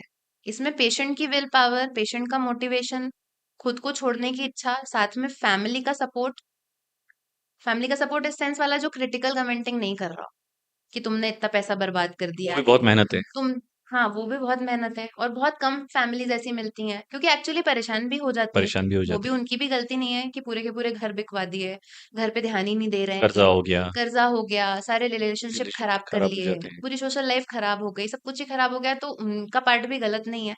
लेकिन अगर वो इस तरीके की क्रिटिकल कमेंटिंग करते तो रिलैप्स के चांसेस बढ़ जाते हैं। इसको हम लोग नेगेटिव एक्सप्रेस्ड इमोशंस बोलते हैं कि ये जो एक्सप्रेस कर रहे हैं इमोशंस तो वो रिलैप्स के चांसेस बढ़ा रहा है। तो इट बिकम्स डिफिकल्ट कि पहले तो पेशेंट को समझाओ, फैमिली को समझाओ और फिर रिसोर्सेस लाइक सब जगह इतने रिसोर्सेस नहीं है। राइट। फिर फाइनेंशियल दिक्कतें भी आती हैं कि जैसे एंटी क्रेविंग्स चलेंगी, मतलब जो आपकी तलब पे काम करेगी कि आपको तलब ना हो उस चीज की, वो भी थोड़ी सी कॉस्टली होती हैं। फिर साथ में थेरेपी का खर्चा भी होता है। फिर ऐसे तो सपोर्ट सिस्टम्स भी हैं कि अल्कोहल अनोनिमस करके ग्रुप्स होते हैं कि लोग अपनी स्टोरी शेयर करते हैं वहां पे कि उन्होंने कैसे छोड़ा, कैसे प्लेज लेते हैं और ये सब चीजें होती है। तो नॉट वेरी डिफिकल्ट, पर मोटिवेशन और फैमिली सपोर्ट हो तो it becomes then easy. Curable है। हाँ, क्यूरेबल है। लेकिन जो ये सोचते हैं कि इसमें तो खुद ही में दोष है, हुँ। तो वो एक प्रॉब्लम वाली चीज है। वरना आप बताइए कि इनको डिसऑर्डर क्यों बोल रहा है डीएसएम, सब्सटेंस यूज डिसऑर्डर क्यों बोल रहा है? वरना तो इसको सब्सटेंस यूज हैबिट बोलना चाहिए। अगर ये हैबिट है तो उसको डिसऑर्डर में इसीलिए डाला है। मान लीजिए आपका 6 लोगों का ग्रुप है, 6 ने साथ में चालू करी, लेकिन उसमें से कोई एक ही ऐसा क्यों है कि दिन भर एक ही चीज कर रहा है? क्योंकि जेनेटिक प्रीडिस्पोजिशन भी होता है। देयर आर क्रोमोसोम्स जो इसमें रोल प्ले करते हैं कि ये व्यक्ति वल्नरेबल है कि ये जाएगा एडिक्शन की तरफ, कि ये साइकिल में से नहीं निकल पाएगा। लाइक गांजा आजकल जेंजी में बहुत कॉमन है, बहुत कॉमन। बहुत कॉमन है। लेकिन उसमें से कुछ लोगों को ऐसा होता है कि साइकोटिक ब्रेकडाउन होता है, तो उनको हमें ये साइको एजुकेट करना करके भेजना पड़ता है कि ये आपके लिए डेंजरस है क्योंकि आपको एक बार साइकोटिक ब्रेकडाउन हो गया, आपको ये सूट नहीं कर रहा। अब मान लीजिए पूरी दुनिया मिठाइयाँ खा रही है, लेकिन हम डायबिटीज वाले को मना करते हैं ना कि आप शक्कर मत खाना। सेम गोज विद दिस हुँ। कि आप कैनबिस यूज मत करो, आपके लिए वो खतरनाक है। आपको साइकोटिक ब्रेकडाउन किया, आपको सारा जीवन खाना पड़ जाएगा वरना, और आपकी फिर बार बार ब्रेकडाउन भी हो सकते हैं। तो अभी एक बार ठीक करो और हमेशा के लिए इससे बचो। लेकिन फिर यही होता है कि वही नोवेल्टी सीकिंग बहुत है जनरेशन जी में कि नहीं, फिर से ट्राई करके देखते हैं, कुछ नहीं होगा। बट ये वल्नरेबिलिटी फैक्टर्स चेक करना पड़ता है। एंड जो साइको एजुकेशन आपको डॉक्टर दे रहे हैं उसको फॉलो करें तो आपकी लाइफ ज्यादा बेटर होगी।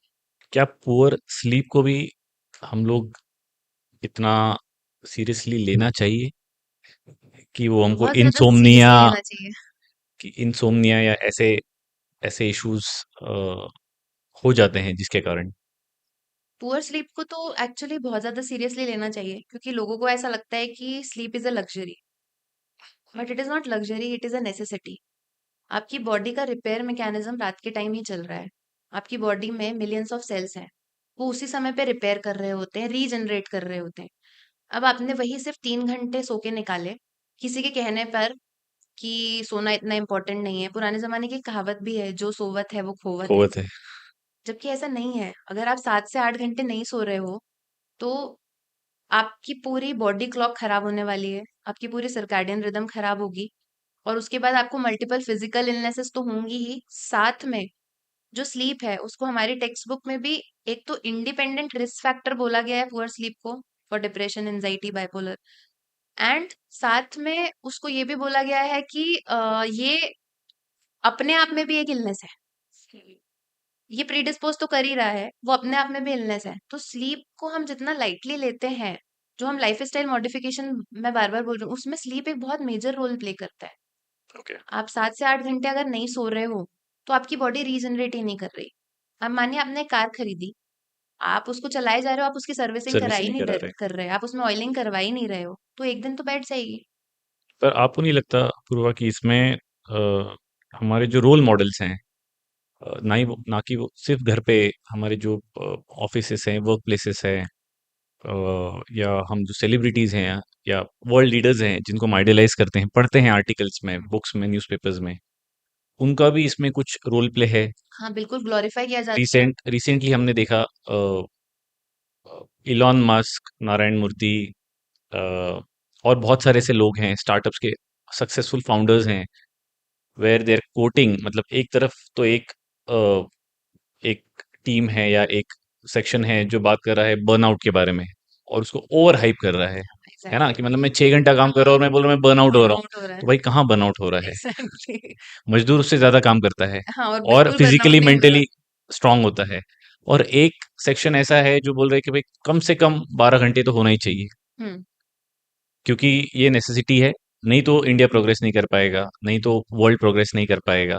तो सर अपने पास वैसे भी 24 घंटे हैं, उसमें से आप 7 घंटे अगर स्लीप को देंगे भी तो भी आप 12 घंटे काम कर सकते हैं। और मेरे ख्याल से बहुत सारे लोग कर रीजनेबल रहे है। हैं। मेरे ख्याल से बहुत सारे लोग कर ही रहे हैं। साइलेंटली कर रहे हैं विदाउट इवन हाँ, क्योंकि वो कंपनीज अच्छे टेलिंग से इट। सो रहे हैं। मे बी अगर अपन इनसे डीपर एस्पेक्ट पे जाके बात करने जाएंगे तो ये भी प्रॉपरली सो रहे होंगे तभी दूसरे दिन प्रोडक्टिवली काम कर पा रहे हैं, वरना आपकी प्रोडक्टिविटी धीरे धीरे कम होती जाएगी। फिर जो आप brain fog, confusion, decrease concentration, ये सब जो बातें कर रहे हैं अपन, फॉरगेटफुलनेस, ये सब तो होना बिल्कुल जायज है।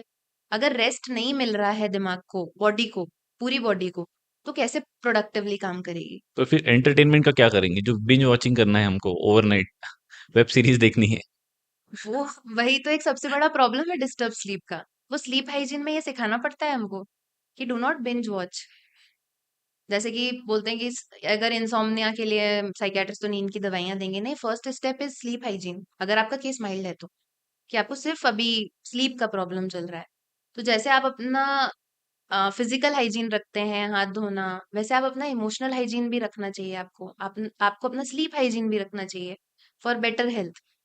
स्लीप हाइजीन से मैं बोलूंगी कि जैसे मैक्सिमम लोग ने अपने बेडरूम्स में टीवी लगाई है आजकल, वहीं पे लेट के अपन नेटफ्लिक्स भी देख रहे हैं या कोई भी ओटीटी पे देख रहे हैं और फिर हम वहीं पे सोने की कोशिश कर रहे हैं।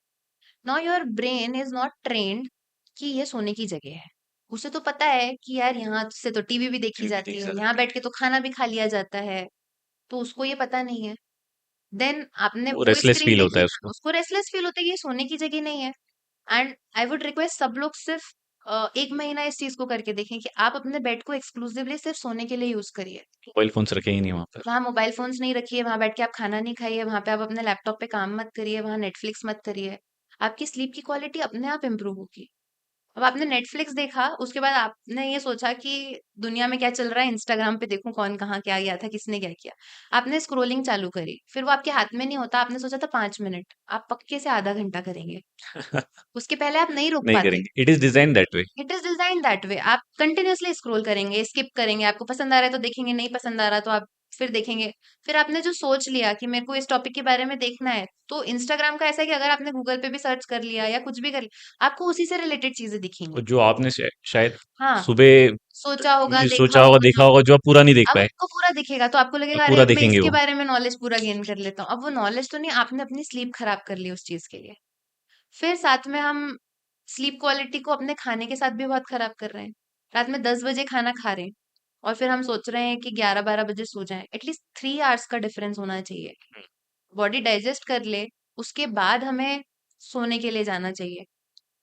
प्लस हम अम, मतलब आजकल लोग लाइट जला के सोते हैं, जबकि स्लीप हाँ, एक डिम लाइट हाँ, एक स्लीप फ्रेंडली जोन टाइप जगह होनी चाहिए, शुड थोड़ा बी कंप्लीट डार्क डार्क हो, होना चाहिए। थोड़ा हाँ, काम हो, हल्ला ना हो वहां पे। लाइक एक वाइट नॉइस करके यूट्यूब पे वीडियोस होते हैं, that okay. Is very good for sleep. अगर आपको अपने छोटे बच्चे को भी सुलाना है तो आप वो लगा वाटरी सकते हैं, हाँ। म्यूजिक या वो वो होता है, म्यूजिक नेचुरल आते हैं, साउंड्स हाँ, होते वो हैं उसमें। नेचुरल थोड़ा सा कामनेस वाली चीज होनी चाहिए। अब हम तो खाना भी लेट खा रहे हैं, उसके बाद हम फिर मोबाइल भी चला रहे हैं, उसके बाद हम लोगों से फोन पे भी बात कर रहे हैं। उसी पीरियड में हमको सब कुछ सब करना है जो कुछ करना स्लीप है, का पीरियड है जो एक्चुअली। स्लीप का पीरियड है। And 10 to 2 is the time की बॉडी आपका नेचुरली मेलेटोनिन निकालती है। जो लोग आजकल नेचुरली गमीज ले रहे हैं मेलेटोनिन की, ओवर द ओके, काउंटर मिल रही हैं, तो वो लोग खुद से ही मेलेटोनिन चालू कर दिया, हमने ऐसा कर तो दिया। एक्चुअली करता क्या है? Why do they take melatonin? It manages your circadian rhythm, कि आपको कब ओके। सोना है और आपको कब उठना है। आपकी हम्म। बॉडी क्लॉक को मैनेज करता है ओके, एक्सटर्नली। इंटरनली। हाँ, इंटरनल हम एक्सटर्नली इंटरनली कंज्यूम नेचुरली करके करते हैं सिक्रीट उसको। होता है। अब ओके। अब यही शायद इंस्टाग्राम फीड्स पे पढ़ लिया, हाँ। मेलेटोनिन खा सकते हैं, मैग्नीशियम खा सकते हैं, ये कर सकते हैं। वो आजकल तो मैग्नीशियम के वो भी लगा रहे हैं लोग सोल्स पे सोने के लिए, पता नहीं बहुत सारी चीजें कर रहे हैं इंस्टाग्राम पे देखते देखते।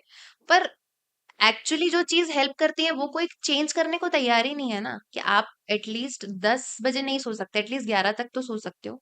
10 to 2 का विंडो जो है आपका नेचुरली सिक्रीशन वाला। Lot of people complain no Apoorva, मुझे रात को नींद नहीं आती है। हाँ, मुझे रात को जल्दी नींद नहीं आती, 1 बजे तक ही आती है, 1 बजे के बाद ही आती है। क्योंकि आप उसके पहले तक मोबाइल चला रहे थे ना, आप ब्लू फिल्टर लाइट जो डाल रहे थे अपनी आंखों में, आपने अपने मेलेटोनिन को बर्बाद कर दिया उस समय का, आपको नींद आएगी कैसे? और ये लाइक आपने बहुत सालों तक किया, हाँ, और आप करते जा रहे हो अभी भी, आप अभी भी रेडी नहीं हो उसको चेंज करने के लिए, आप क्योंकि एक्सेप्ट ही आप नहीं कर रहे हो। एक्सक्यूज क्या दोगे?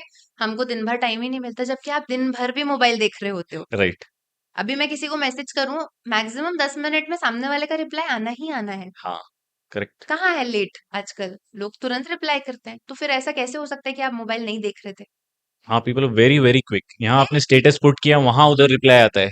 मतलब यहाँ पुट भी नहीं कर पाई मैं और 3 व्यूज हो जाते हैं, मतलब मेरा तो अभी गया भी हाँ, नहीं। ये हुआ था मेरे साथ, ये हुआ था। मैंने इनकरेक्ट कुछ पुट कर दिया था। हाँ, मैं सोचा चलो इसको मैं एडिट कर देता हूँ, तो एडिट मैंने सोचा कि चलो 10 मिनट बात करता हूँ मैं। तब तक तो कौन आप लोग, तब तक तो करीबन 200-400 लोगों ने देख ही लिया देख होगा। लिया था। 10 मिनट तो बहुत लंबा तो पीरियड मैंने होता है, बोला अब फिर आप चलो देख ही लिए तो जाने, तो क्या करना है। एग्जैक्टली तो फिर हम कैसे कंप्लेन करते हैं कि हमारे पास टाइम नहीं है? For sleep hygiene it is set कि अगर आपको करना ही है, आप नॉवेल पढ़ो, आपकी आंखों पे लाइट नहीं जाएगी, हम्म। तो दैट इज गुड, आपकी स्लीप भी बेटर होगी। तो ऐसी चीजें बट ये बहुत बड़ा ही ओल्ड फैशन सा आप हम लोग मेथड रिकमेंड कर रहे हैं कि आप नॉवेल पढ़ो, बुक्स पढ़ो। पर that is the people best. लोग पढ़ेंगे, पर अब वो किंडल प्रेफर करेंगे, क्योंकि उससे मैं किंडल किंडल पढ़ता हूँ, पढ़ती हूँ, से सिर्फ मेरा किंडल में तो फिर भी स्टेटस को है। लगता है, अब तो ऑडिबल आ गया है, हम्म। अब उन्हें तो पढ़ो भी पढ़ना भी मत। नहीं है, अब उन्हें सिर्फ सुनना है, दिमाग का यूज ही नहीं करना है अपने।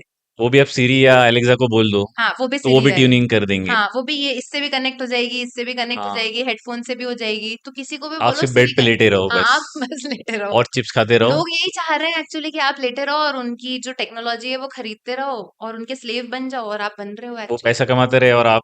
एक्चुअली हम्म। मार्क जकरबर्ग ने बोला था, I don't use these things. अब वो तो वो इन्हीं तो नहीं चीजों कर से रहे हैं। पैसा कमा रहे हैं और अपने को कुछ नहीं मिल रहा है, लेकिन अपन दिन भर ये कर रहे पर इससे क्या रिलेशनशिप भी हैम्पर होती है बहुत, बहुत ज्यादा। हैं। डेफिनेटली, क्योंकि जब आप साथ में बैठे हो और आपका पार्टनर पूरे टाइम फोन में देख रहा है, तो आपको एक डिससेटिस्फैक्शन तो फील होता है कि ध्यान तो पूरा फोन में है। तो अ, हर तरीके का डिससेटिस्फैक्शन देखा गया है इसमें, कि एक तो ना इमोशनल इंटीमेसी है, ना फिजिकल इंटीमेसी है, साथ में we always want to remain connected. मतलब अगर आप नए कपल्स को देखेंगे या किन्हीं भी कपल्स को देखेंगे अब, तो कंटिन्यूअसली एक तो आपको इन्फॉर्मेशन चाहिए कि कहाँ है, क्या कर रहे हैं, किसके साथ है। बाय चांस नहीं पता चला ये चीज, तो ये फील होगा किसी और के साथ तो नहीं है, हाँ। कहाँ है ये। फिर आजकल नया ट्रेंड है कि लोकेशन भेजो। हाँ, लोकेशन क्यों चाहिए? पहले की लोकेशन भी ट्रैक करते हैं। हाँ, लोकेशन भी देखते हैं किधर है, क्या है, और फिर आके कंप्लेंट भी करते हैं कपल्स थेरेपी में कि मैंने एक बार इनको भेजा था लोकेशन, तो इन्होंने नहीं भेजी मुझे, तो ये अपनी पक्का उस लोकेशन। टाइम पे कहीं और होंगे।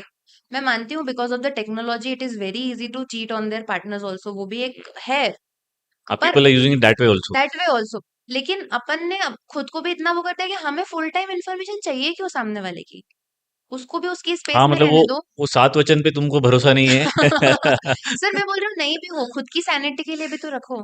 अगर कोई कर भी रहा होगा सामने वाला, तो you can not change that. अगर आपने पकड़ भी तुम्हारी लिया, मदर ने तो इतनी डांट करने के बाद भी तो तुमको उस पे भरोसा है ना। तुम्हारी एग्जैक्टली मदर पे कि भले डांटा, फटकारा, मारा, पर एग्जैक्टली। तुमको आंख मूंद के भरोसा, ब्लाइंड फेथ होता है कि शी केयर्स, शी लव्स। और शायद आई एम नॉट श्योर, अगर शायद आप इतना क्लिंग नहीं करेंगे, I am not speaking as a psychiatrist, अब अगर शायद इतना क्लिंग नहीं करेंगे तो सामने वाला शायद आपको रियलिटी भी बता देगा। आपने इतना क्लिंग कर दिया, कोई स्पेस ही नहीं दे रहे अपन सामने वाले को, कंटिन्यूअसली एक ही चीज पूछ रहे ट्रैकिंग हैं, पूरे तरीके पूरे ट्रैक कर रहे हैं। ट्रैक, ऐसा लगता है सामने वाले को कि मैं जेल में हूँ क्या, तो फिर तो वो आपकी जेल से छूटना ही चाहेगा। तो this is a major issue कि ये सोशल मीडिया के कारण है। व्हाट्सएप पे लोकेशन चाहिए, व्हाट्सएप पे अभी की फोटो चाहिए, व्हाट्सएप पे अभी क्या खाया ये भी चाहिए, फोटो खींच के भेज रहे होते हैं थाली की। हाँ, खाने के पहले हम थाली की फोटो भेजते तो आपके पास घर जाके तो बात करने को कुछ भी नहीं है। हैं। बेचारा वो वेटर आके पूछता है आपको, आपको खाना कैसा लगा, and we are not even exactly answering him, exactly. We are putting in photo.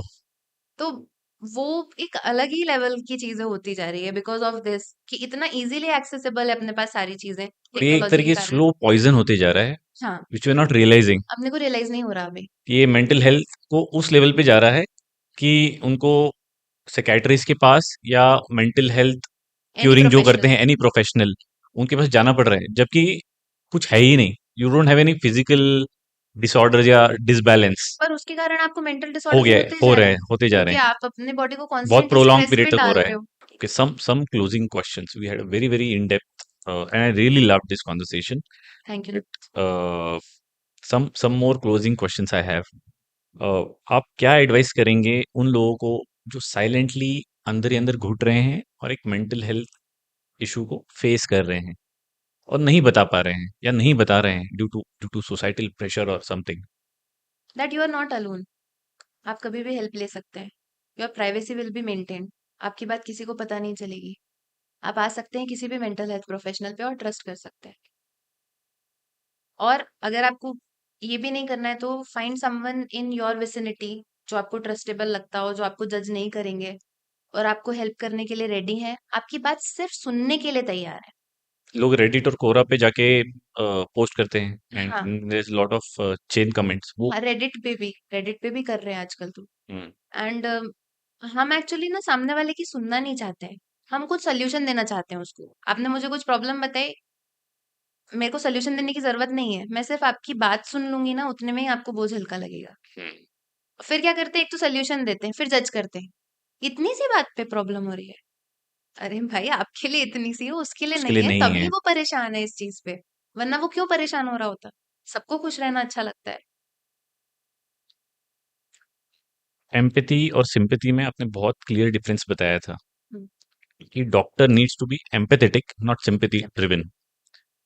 But आप फ्रेंड्स, फैमिली या जो हमारे सरकमफ्रेंस में लोग रहते हैं, उनको किस तरीके के इमोशंस एम्पैथी वाले, सिंपैथी वाले रखने की सलाह देंगे?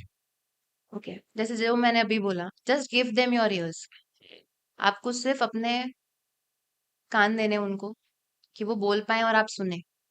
आप उन्हें जज मत करिए। Without reacting. हाँ, और उनके इमोशंस को वैलिडेट करो कि आपको ऐसा फ़ील हो रहा है, तो इट इज़ नॉट रॉन्ग। आपके इमोशंस हैं, आप ऐसा फ़ील कर सकते हो। तो वो आप पे ट्रस्ट करके आपको आगे की बात बता पाएँगे। आपने वहीं उसके फीलिंग्स को डिस्कार्ड कर दिया कि ये तो बहुत ही छोटी बात है, चल पार्टी चल करते हैं, चल तेरे को एक पेग पिला देता हूँ, सब ठीक हो जाएगा। अरे ऐसा तो सबके साथ होता रहता है। तू पहला थोड़ी है तेरा जिसका ब्रेकअप हुआ है। आपने उसके इमोशंस को ही डिसवैलिडेट कर दिया। आपने तो उसको ये बता दिया कि तू जो सोच रहा है यही बकवास है।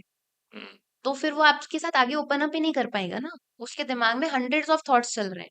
मे बी उसका ब्रेकअप किसी चीटिंग के साथ खत्म हुआ रिलेशनशिप। बहुत पुराना रिलेशनशिप था, उस कारण से खत्म हुआ।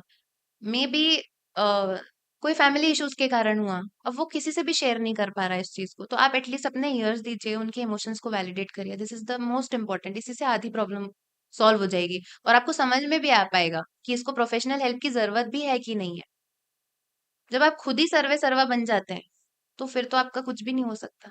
आपको जब खुद ही पता चल जाएगा, तो आप सीख ही नहीं सकते ना। इसलिए बोलते हैं जो साइलेंटली लिसन कर रहे होते हैं, वो सीख रहे होते हैं। क्योंकि वो अपने वर्डिक्ट नहीं दे रहे होते ना, वो 4 लोग क्या बोल रहे हैं उनको सुन के सीख लेते हैं कि अच्छा ऐसा-ऐसा हो रहा होगा। अब जो खुद ही को पता है सब कि अच्छा ऐसे ही होता है, फिक्स है ये तो उनको कोई नहीं सिखा बाहर सकता। से रिसीव ही नहीं करते। हाँ, वो कुछ रिसीव ही नहीं कर रहे, उन्हें तो सब खुद ही पता है। Okay. Can mental health recovery stories be inspiring just as the physical recovery stories होती हैं? Yes, they are very much. But because of the privacy issues हम लोग ऐसे नहीं उसको ग्लैमराइज़ करते हैं। But most of the cases, मैं एक नहीं बोलूँगी, मैक्सिमम को ग्लैमराइज़ करना चाहिए। जैसे सेलिब्रिटीज़ तो खुद आके बोलते हैं। आमिर खान ने बोला है, दीपिका पादुकोण ने बोला है, डेविड बेकहम ने बोला है ओसीडी के लिए। तो अ, उनकी स्टोरीज़ आप पढ़ेंगे, सुनेंगे तो आपको पता चलेगा सफरिंग कितनी थी और हेल्प के बाद उन्हें कितना बेनिफिट हुआ। तो मैक्सिमम केसेस में बोलूँगी मैं, सारे सारे ही केसेस ग्लैमराइज़ होने चाहिए क्योंकि सफरिंग इधर बहुत ज़्यादा है और स्टिग्मा इतना ज़्यादा है। बहुत ज़्यादा है। तो डबल हो जाता है वो। मान लीजिए किसी को हार्ट अटैक आ रहा है, तो आप तुरंत उसको डॉक्टर के पास लेके जाते हो, 4 लोग उसको विज़िट करने आते हैं, कोई शेम नहीं है, कुछ नहीं है। यही चीज़ अगर किसी को सुसाइडल थॉट आया है और उसने कुछ अटेम्प्ट किया है, मान लीजिए फैन के थ्रू ही हैंगिंग की वो करी है, तो जितने लोग आएँगे ना उसको बिल्कुल ज्ञानचंद बन के बहुत सारा ज्ञान देंगे। उसकी सफरिंग को और बढ़ाएँगे। ऐसा करने की क्या ज़रूरत थी? अपने बच्चों के बारे में सोचना चाहिए था। डेफ़िनेटली वो माँ है या पिताजी हैं तो उन्होंने सोचा ही होगा, लेकिन ऐसा कुछ थॉट आ रहा होगा जिसके कारण वो कंट्रोल ही नहीं कर पाए। वरना किसको मजा आ रहा है कि लटक के अपनी लाइफ ऐसे, वरना सबसे बड़ा डर तो शायद मरने का ही है सबको। ट्रू ट्रू तो फिर कोई ऐसा क्यों करना चाहेगा? वो चीज कोई भी नहीं समझ रहा है कि सुसाइडल थॉट कितने डेंजरस होते हैं, कि सब कुछ छोड़ के उन्हें लगता है कि अब तो लाइफ खत्म करना ही एकमात्र सोल्यूशन है। पर बहुत मतलब बहुत दुखद भी है और पढ़ने में भी आता है क्योंकि न्यूज़पेपर्स इतना बोल्डली लिखने लग गए हैं नाम के साथ में और ये कि इसने हम्म। सुसाइड कर लिया, जो मुझे लगता है पर्सनली कि गलत नहीं है। करना चाहिए। आपको नाम नहीं करना चाहिए क्योंकि नहीं करना जिसके घर में किसी बच्चे ने सुसाइड किया है, भले वो 12th में हो, रिजल्ट आया और उससे किया, नीट के इसमें हुआ, अभी बहुत सारे यूपीएससी में दूसरे करते डूब हैं, जाते हैं। आईआईटीज में होता है, आईएम्स में होता है। आप नाम लिख के उसको कोट करते हैं तो you should think of the families first. Exactly exactly. Sir वो तो सिर्फ अपनी हेडलाइंस बेचने के लिए कर रहे हैं मोस्टली लोग। What would you advice to all the students, because हम लोग तो मोर और लेस उस फेज से चले गए हैं जहाँ पे हम फॉर्मली स्टडी कर रहे हैं, एग्जैक्टली। करने करते थे, पर आगे और भी जनरेशन्स हैं। तो मैं चाहता हूँ कि थ्रू दिस कॉन्वर्सेशन उन स्टूडेंट्स को एक एक अच्छा मैसेज जाए कि आपकी तरफ से कि और हमारे इस इनिशिएटिव की तरफ से कि how to be that strong, mentally strong, and वो इतना बड़ा भी कोई सर वो ये वीक ही नहीं है। नहीं है, पहले तो मैं ये बोलूंगी कि वो वीक नहीं है, मेंटली वीक नहीं है। हम्म, सर्कमस्टेंसेस के कारण ऐसी चीजें हो रही हैं। मान लीजिए एक बच्चा भूखा होता है, आपने उसको खाना दिया तो रोना बंद कर देता है ना। अब आपका ब्रेन भी बहुत डेफिशिएंट हो गया है, उसकी सर्किटरी चेंज हो गई है, तो वो भी एक क्राई फॉर हेल्प कर रहा है। तो ये वीकनेस कैसे है? Hmm. This is not weakness.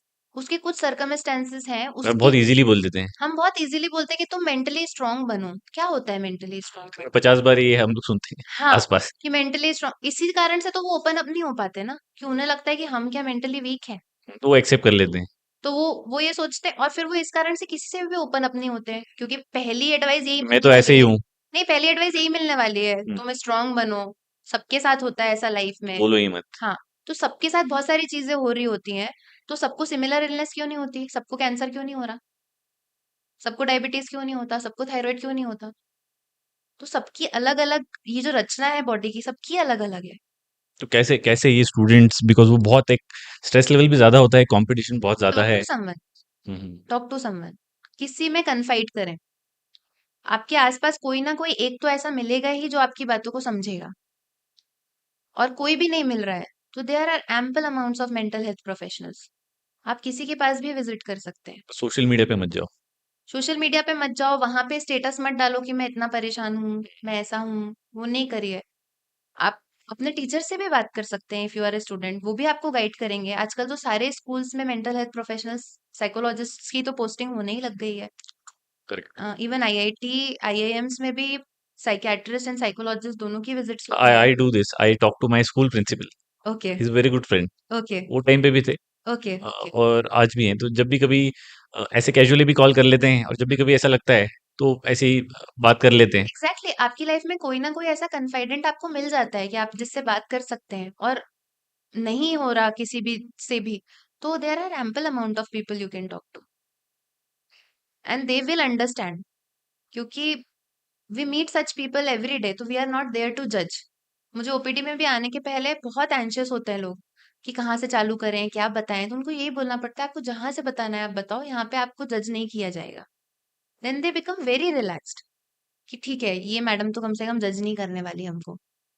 फिर वो कुछ भी बता देते हैं अपनी लाइफ का, और एक्चुअली में। ओपन अप, बहुत ओपन अप हो हाँ, जाते हैं फिर एक्चुअली ट्रांसपेरेंटली। जज नहीं होता ना। उसकी लाइफ में वैसी घटनाएं घटी जिसके कारण से उसको ऐसे एक्सपीरियंस मिले, और ऐसे उसके साथ हो रहा है। Lovely. On that note, thank you for being on the show today, Apurva. And before closing, अगर लोग आपसे रीच आउट करना चाहते हैं तो वो कैसे करें, ये आप बताएं दर्शकों को। They can reach out to me on my number directly. Okay. It's on there on the Google. Hmm. I'm there active on Instagram. They can reach me out there. Okay. And easiest way ki I work in as an assistant professor in Arvindo University hmm. in Department of Psychiatry. And evening clinic I have in Saket Square, okay. Navjeevan Tower. Okay. Otherwise, easiest way to reach is through a call. Hmm. It is that there that's on the the best Google. Way to reach That is out. the best way. That's the best way.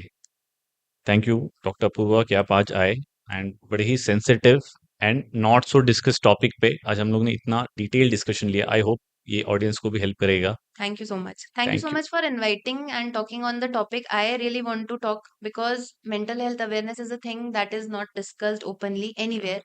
Right. And and बहुत lightly हम लोग reels और right, बड़े like he not so structured वाले format में हम इस तरीके का कंटेंट exactly. कंज्यूम कर रहे हैं। हाँ, हम इंस्टाग्राम पे कोई भी स्केल पे अपने आप को डाल के हम अपने आप को हाँ, या और तो कोई भी आ रहा है बोल रहा है 99 में ये कोर्स कर लो और आपका ये सॉल्व हो एग्जैक्टली या जाएगा। अपने आप को डिप्रेस डायग्नोस कर ले रहे हैं या चैट जीपीटी पे जाके अपने आप को स्किज़ोफ्रेनिया डायग्नोस कर ले रहे हैं। तो it is good to talk about these things. तो thank you for inviting me. Thank you. दोस्तों, हम हमारे चैनल के कंटेंट के थ्रू कॉन्स्टेंटली आप तक वैल्यू पहुंचाने की कोशिश कर रहे हैं। तो अगर आपने हमारे चैनल को अभी तक सब्सक्राइब नहीं किया है तो ज़रूर सब्सक्राइब करिएगा। ये मुझे और मेरी टीम को एक मोटिवेशन देगा और अच्छे गेस्ट और अच्छा कंटेंट आप तक पहुंचाने।